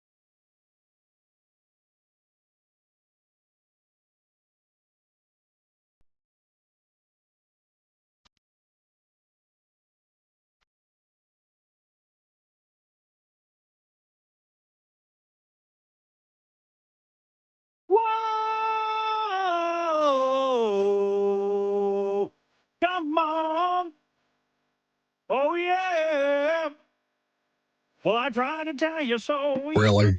But I guess you didn't know. I needed some help. You know what? Crank it. Because I knew it from the start. Baby, when you broke my heart, that I had to come again. Oh, got off beat. Show you that I'd win. But we're back, baby. You lied to me. All those times I said that I love you, you lied to me. Yes, I tried. Yes, I tried. You lied to me. Did you sing the whole song? Just the first verse. Hold on. This is a big good part. Here we go. Come back. Here we go. Yes, I cried. Yes, I cried. Return of the Mack. Return of the Mack. Oh, my God. That's my favorite part. You know that I'll be back. Here I am. Oh, I don't know if that's a fitting tribute. Mack loved it. He really did. I remember the day I made it. It hit me like a ton of bricks. I was still on the morning show, and I was like, oh, dude, I could do this. And I had like 15 minutes before Mack came on. So I spent the whole time not working, doing that, making it instead, and the whole time with bated breath, like, please, Mack, don't hate this. Please don't. Please let this hit. Please don't think that I'm like making fun of this, or like, please just have fun with it. And Mack, they couldn't even talk. We couldn't even get into the meat of the subject. I've got to go back through the podcast and find the first time I played it for him. But he was just so tickled. And I look at him a lot like my dad, because like my dad is like a very stern, solemn guy. But like, if you could make my dad laugh, that was worth thousands of laughs to me. Coach Mack was the same thing. If I could make him laugh, and that laugh he had was infectious. If you made him laugh, you did something. And I just remember I could hear him belly laughing over the phone. He loved it. And that tickled me more than, I mean, you could take away everything I've ever made, ever played on radio. That making him laugh with that is one of my favorite memories. Another thing you got him with was, and forgive me if this is in the little compilation that we're going to play that you put together at the end of the show, but when we were talking about something having to do with, keeping your powder dry. And maybe it was a draft prospect or a player that you were super excited about, and you were saying, Coach Mack, I can't help it. My powder is sopping. And he loved that. Did tickle I remember him saying, I liked the part where you said your powder is sopping. He did repeat it. I got to go back and find that. It's not, man. That's a really good one. That one sticks out. I went through like 8 to maybe 11 months of Coach Mack appearances, and like it's a lot to go through. But I found some good stuff. We'll play that at the end of the show. Another one of my favorites was we were trying to figure out what position all of us would play and where we would play at. And we got to me, and Coach was like, I think you're going to be at the line of scrimmage, buddy. I was like, but Coach Mack, like, you know what they used to call me in high school? They used to call me the astronaut because I was so good in space. And that ripped him. He got it. He was like, nope, no, buddy, you're probably a fullback or a center or something with your big fat ass. Yeah, man, we do the bit at the end of a lot of interviews where Robert tells people that they love him or that he loves them. And, we make jokes about the face that Daniel Jeremiah makes when Robert, having never met Daniel Jeremiah, having never talked to Daniel Jeremiah, says, I love you, Daniel, right at the end. And he's looking kind of side-eyed at him. Who? Who was that? I still love him. Do it to Cosell. Cosell just laughs awkwardly. He basically said it back. No. We got new what's the coach that left us from Belmont? He said love you back. Casey did. Casey said love you back. Casey did, yeah. That's okay. Everybody loves in their own different ways. But I just like to say it, He, and I don't say this to flatter Robert because God knows I don't like doing anything to say nice things about Robert or Lucas unless you absolutely have to, but he really did love you, buddy. No, he always said it. He did.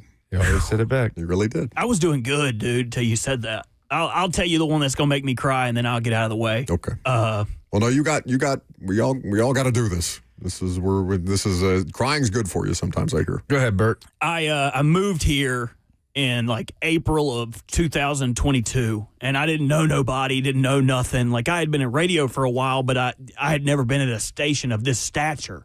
Like I felt like I had to prove myself all the time, had to be the best version of myself. But I was always really hard on myself, or made fun of myself. And I remember I think it was after Coach to Coach. Doug Matthews, Coach was in there with me, and I was kind of telling him about me, and I think that's why me and Mack bonded so good is because, he's from West Texas, from Snyder, from the middle of nowhere country. I'm the same way. I'm from East Jabumble Bleep nowhere. And I said that. And I said, I'm just a really lucky guy. If I wasn't so lucky, I'd still be on my dad's farm working with him and spraying mosquitoes. And he stopped me real quick before I could even finish making fun of myself. And he said, luck's got nothing to do with it. You put in your time and you paid your dues and you're good at your job and you're supposed to be here. And that meant a lot. It meant a lot to somebody who, I moved away from everybody I love, my mama, my daddy, everybody. And that's just the kind of guy he was. He knew me for 2 weeks. And you were a part-time producer, brand new. I wasn't nobody. I was nobody. And to this day, to that standard, I'm still nobody. But I always compare Mack to The Undertaker, like Bwong, the big WWE wrestler. And not because The Undertaker has this stoicism to him. He's one of the greatest wrestlers of all time. He has every reason in the world not to be nice to somebody, not to talk to somebody. But he does. He pours back into the young wrestlers, and he pours back into the sport that he loved, and he gives everybody the time of day. That's Mack.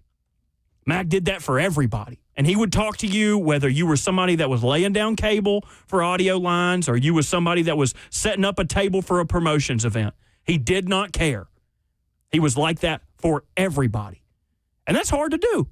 And I just really appreciate how the kindness he showed me really, really early in my tenure when he didn't have to do that. He could have told me, get the hell out of here, dude. Me and Coach are trying to talk about some real stuff. Me and Larry Stone are trying to talk about some real stuff. But he didn't kick me out of that room. He let me stay, and he made me feel like I belonged. And I will always remember that. I love you, Mack. Because, it's true. That's a great one. He wouldn't have... he didn't gaslight people. Yeah, and he wouldn't talk to you in a way that so many people would in that position, right? Like, not talking down, but you know what I mean? Like, just making the small talk, like, hey, what's your name? What do you do? He would talk to you like he would talk to literally anybody else, whether it's somebody he's known for 5 minutes or somebody like Jeff Fisher that he's known for decades. And each of us got to know Mack within the last decade of his life, right? Like, that's the window to varying degrees. And so if he can have that sort of impact on us and on the thousands and thousands of Titans fans that never even got to meet him face-to-face but listen to him, I can't even fathom for somebody like Jeff Fisher that's known him since the 80s, somebody that's been at his side, that's gone to battle with him and worked with him for years and years, decades. I can't even fathom the impact if he can have that sort of impact on us with that sort of a small sample size towards the end of his life. Because it was the same for me when Mike Keith brought me on to Titans Radio as the scoreboard host. When I traveled with Titans Radio, no reason, and it's not, there's middle ground between what Coach Mack does and saying, get out of my face, I don't need to talk to you. You can also just not pay attention to the new guy, right? Until the new guy has proven that he deserves to be paid attention to, whether it's the new part-time producer or, this kid that suddenly is in the booth for these Titans radio broadcasts. But it's not like that because he gives you the same attention that he would give anybody else. And I don't know if he ever truly understood the scope of what that meant to people.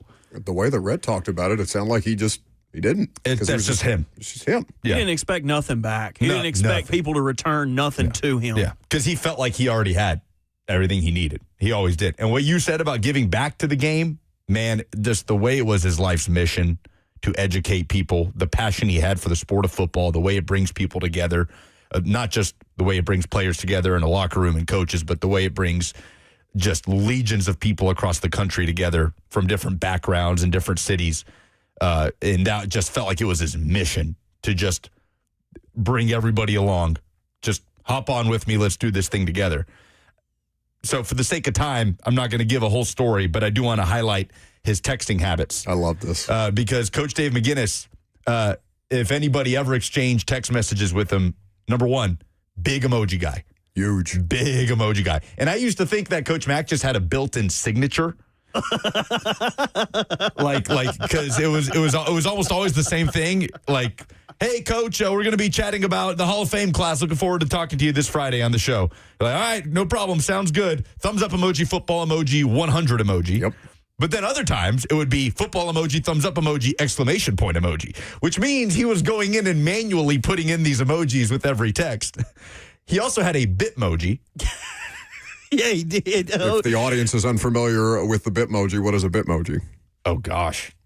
It's a little caricature. Yeah, like Robert, if you haven't seen what we're talking about, Robert's holding it up for the camera on Zone TV. So it's essentially like a little cartoonized pre-AI. Yeah. Pre-AI. Like a me, isn't that what they called it when you played Wii and you had a little cartoonish version of yourself? Coach Mack me would go so hard. Yeah, it's a little cartoon you. Yeah, but his Bitmoji, and I heard the morning guys talking about this too, was looked exactly like him. Like, I've never seen a likeness like Coach Mack's Bitmoji. But you'd get a text on Christmas, on New Year's, whatever it might be, birthday, of just his Bitmoji saying, Merry Christmas. Yeah. And you say, you too, Coach Mack. And I used to think, if I'm getting a text from Coach Mack, I can't even begin to imagine the amount of people that are getting texts from Coach Mack. And the Dan Pompei article on The Athletic, which I encourage anybody to read, where he mentions over a phone with over 2,800 contacts. And I bet you every single one of those contacts was getting a Merry Christmas and a Happy New Year text. The last time I texted him before this last week, I texted him a picture from the combine of me down in a 3-point stance inside of Lucas Oil. Yeah. And I said, critique my form, Coach. Hate you couldn't be here, but I hope you're starting to feel better. Love you, Mac. And only thing he said back was 4 letters, UDFA. Isn't that Mac, man?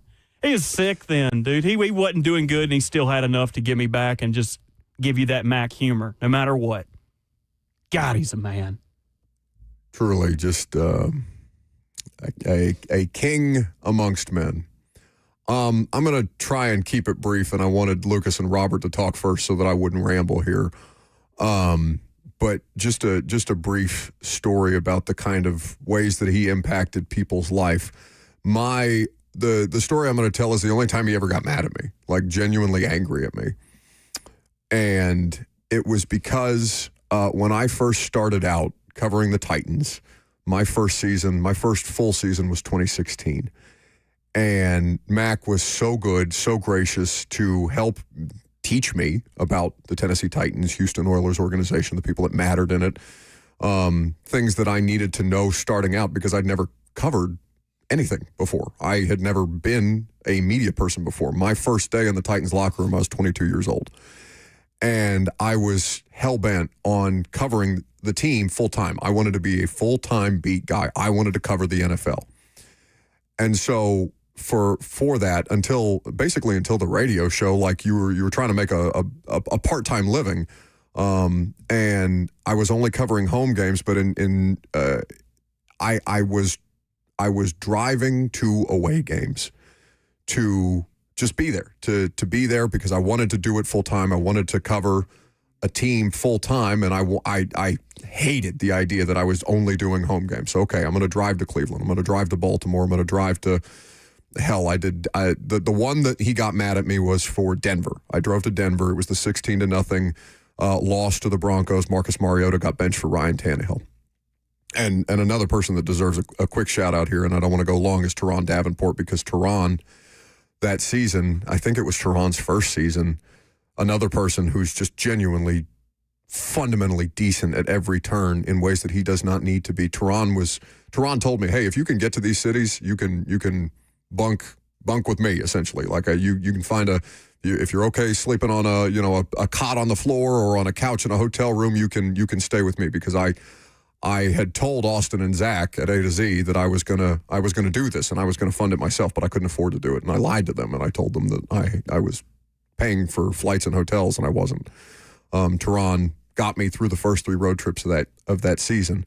So I drove to Denver and I slept in my car on the way to Denver, and I had to change into my suit in a gas station bathroom in outside of Mile High. Walked into the stadium just with enough time to cover that game, and then couldn't stick around or stay the night that night in Denver, Tehran offered to let me do so because I had to drive immediately back so I could keep up this lie that I'd told Austin and Zach about being able to fly and cover these things myself.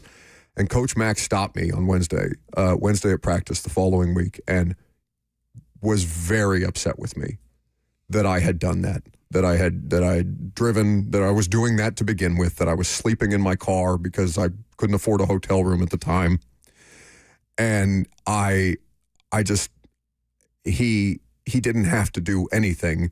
But from that point on, that season, the season that I think honestly helped me have a legitimate career in sports media because of the run that the Titans went on, and I was at every game, Coach Mack helped me through that financially in ways that he had no business doing. He shouldn't have. He could have just, admonished me and said, don't do this again. This is a bad idea. This is unsafe, all these different things. But he was insistent on helping me because he knew that I wanted to do this. And basically, Robert, a different version of, no, you belong doing this. And if you're serious about doing this, I'm going to help you. I'm going to invest in you if you're willing to invest in this thing. I wouldn't have a career without him. And that's such a small story, and a million different stories like that about Mack, I'm sure, across any number of people that he came across. But God,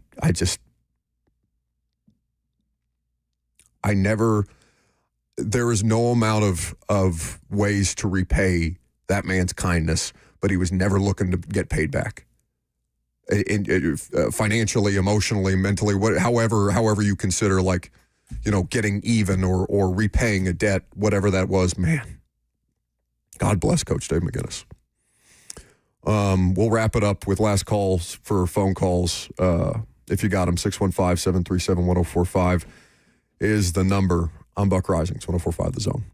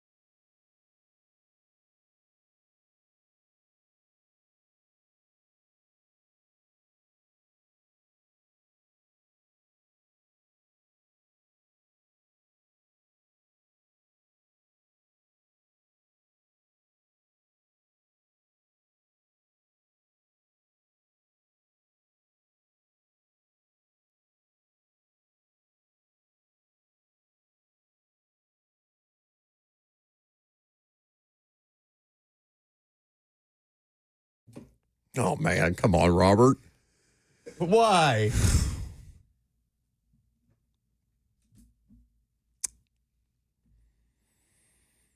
Man, I hope so. All right, I'm going to power through this. We can't go 3 hours. There's so many things that get left out, right? We 3 hours is not even close to enough time, but we can't get through 3 hours without mentioning, and we should have mentioned this earlier, Coach Mack's connection with Pat Tillman and how much he championed Pat Tillman all the way to the end of his life. For those who don't know, Coach Mack was the defensive coordinator of the Arizona Cardinals when they drafted Pat Tillman. He evaluated Pat Tillman. He then became the head coach of the Cardinals, and they had an incredible relationship. And before Pat Tillman passed away in Afghanistan, he was planning to come back and play in the NFL. And he told Coach Mack the only person he wanted to come back and play for was Dave McGinnis. Robert, we put up that conversation with him from a few years ago on the show podcast feed? Yeah, it's on the Buck Rising Show podcast feed. It should just show up as Inside Zone. Coach Dave McGinnis talks about his life, career, and being the head coach of the Chicago Bears for 6 hours and only knowing for 3. So much other stuff in there, including his relationship with Pat Tillman. Just unbelievable stuff. So I really would encourage anybody, as they're remembering Mack today, to go back and check that out. Robert has worked very hard to go back through a bunch of our last couple of Mack appearances. Robert, how many different? You said 11 months worth of Mack. Oh God! So I mean, for a month, and then sometimes he was on different times. But I mean, I kind of just went to the end. You know, like I didn't really want like the football takeaways. I just wanted us yucking it back and forth as buddies. So I got some of my favorites, hopefully some of y'all's favorites. But it is I hope y'all packed a lunch because I could not cut much out of this. I don't care. It's like 5 minutes long. I cried the first time. I'm going to cry the second time.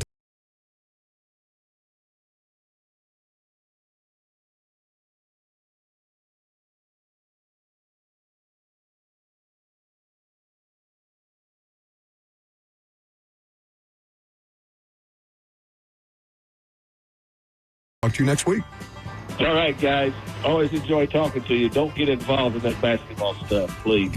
We would be so good at throwing games. I wish my basketball team was trying to lose on purpose. First of all, you got to be athletes to do it. Second of all, I'm here, Mac. I'm here. I'm here. Yeah, the athlete among us, Robert Walsh, is here. Don't worry, Mac. Yeah. And first of all, I know Bert would be right at the front of it, and that's not the dude to follow in the scandal. Yes, correct. Correct. Love you, Mac. That's the main. Hey, love you, Bert. That's my dude. Coach Dave McGinnis of Titans Radio. What do you feel? You feel vindicated? I feel good. What do you mean? It's hard not to feel good if Mac loves you back. You think if I said it, he'd say it back to me? Yes, I think. I know. I know. Yes, he would say it back to you. He probably wouldn't mean it, but he would definitely say it back to you. Titans take on the Niners, looking to stack wins for the first time since 2022. Safe travels, and I will see you out there, buddy. Okay, Bert, do not get hurt trying to get an emu's egg from him, please. Leave him alone. I'll do my best, Coach. Just leave. Coach Dave McGinnis. Love you, Coach. He's worried about you, that's all. Dave McGinnis of Titans Radio, always making us smarter. Mac, we appreciate the time as always. I know you're out of practice, so enjoy the rest of your workday, and I will see you at Nissan on Sunday, buddy. See all you guys. Bert, I hope you get your deer blinds straightened out. I feel bad for you. Let me know how much money you need. I'm going to buy you one for Christmas. Oh, you're too good to me, Mac. Love you, man. Guys. See you, Coach. That's Coach Dave McGinnis of Titans Radio with us on 104.5 The Zone. Are you bothering that man, that wonderful man? Will you stop it? Will you stop deciding for Coach Mack the conversation? Like, Coach Mack doesn't need you to sit here and police who he does and doesn't talk to and what they talk about. No.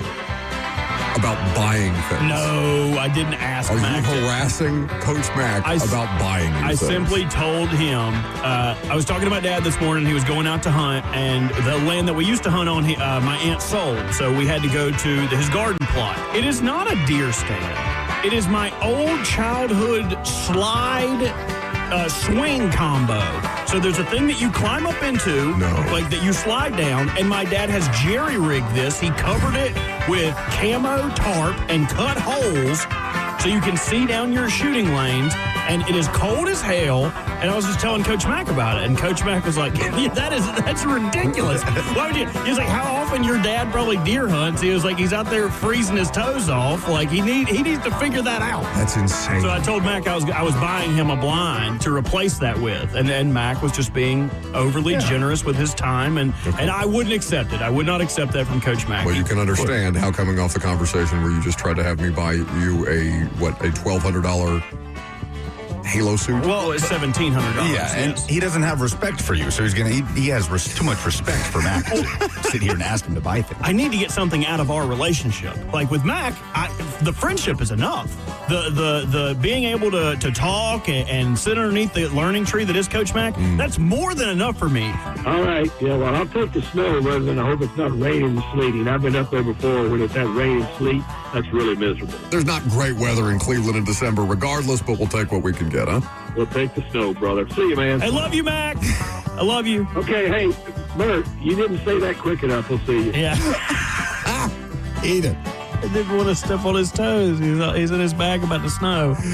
What he did was verbally step on yours. He just said, That's fine.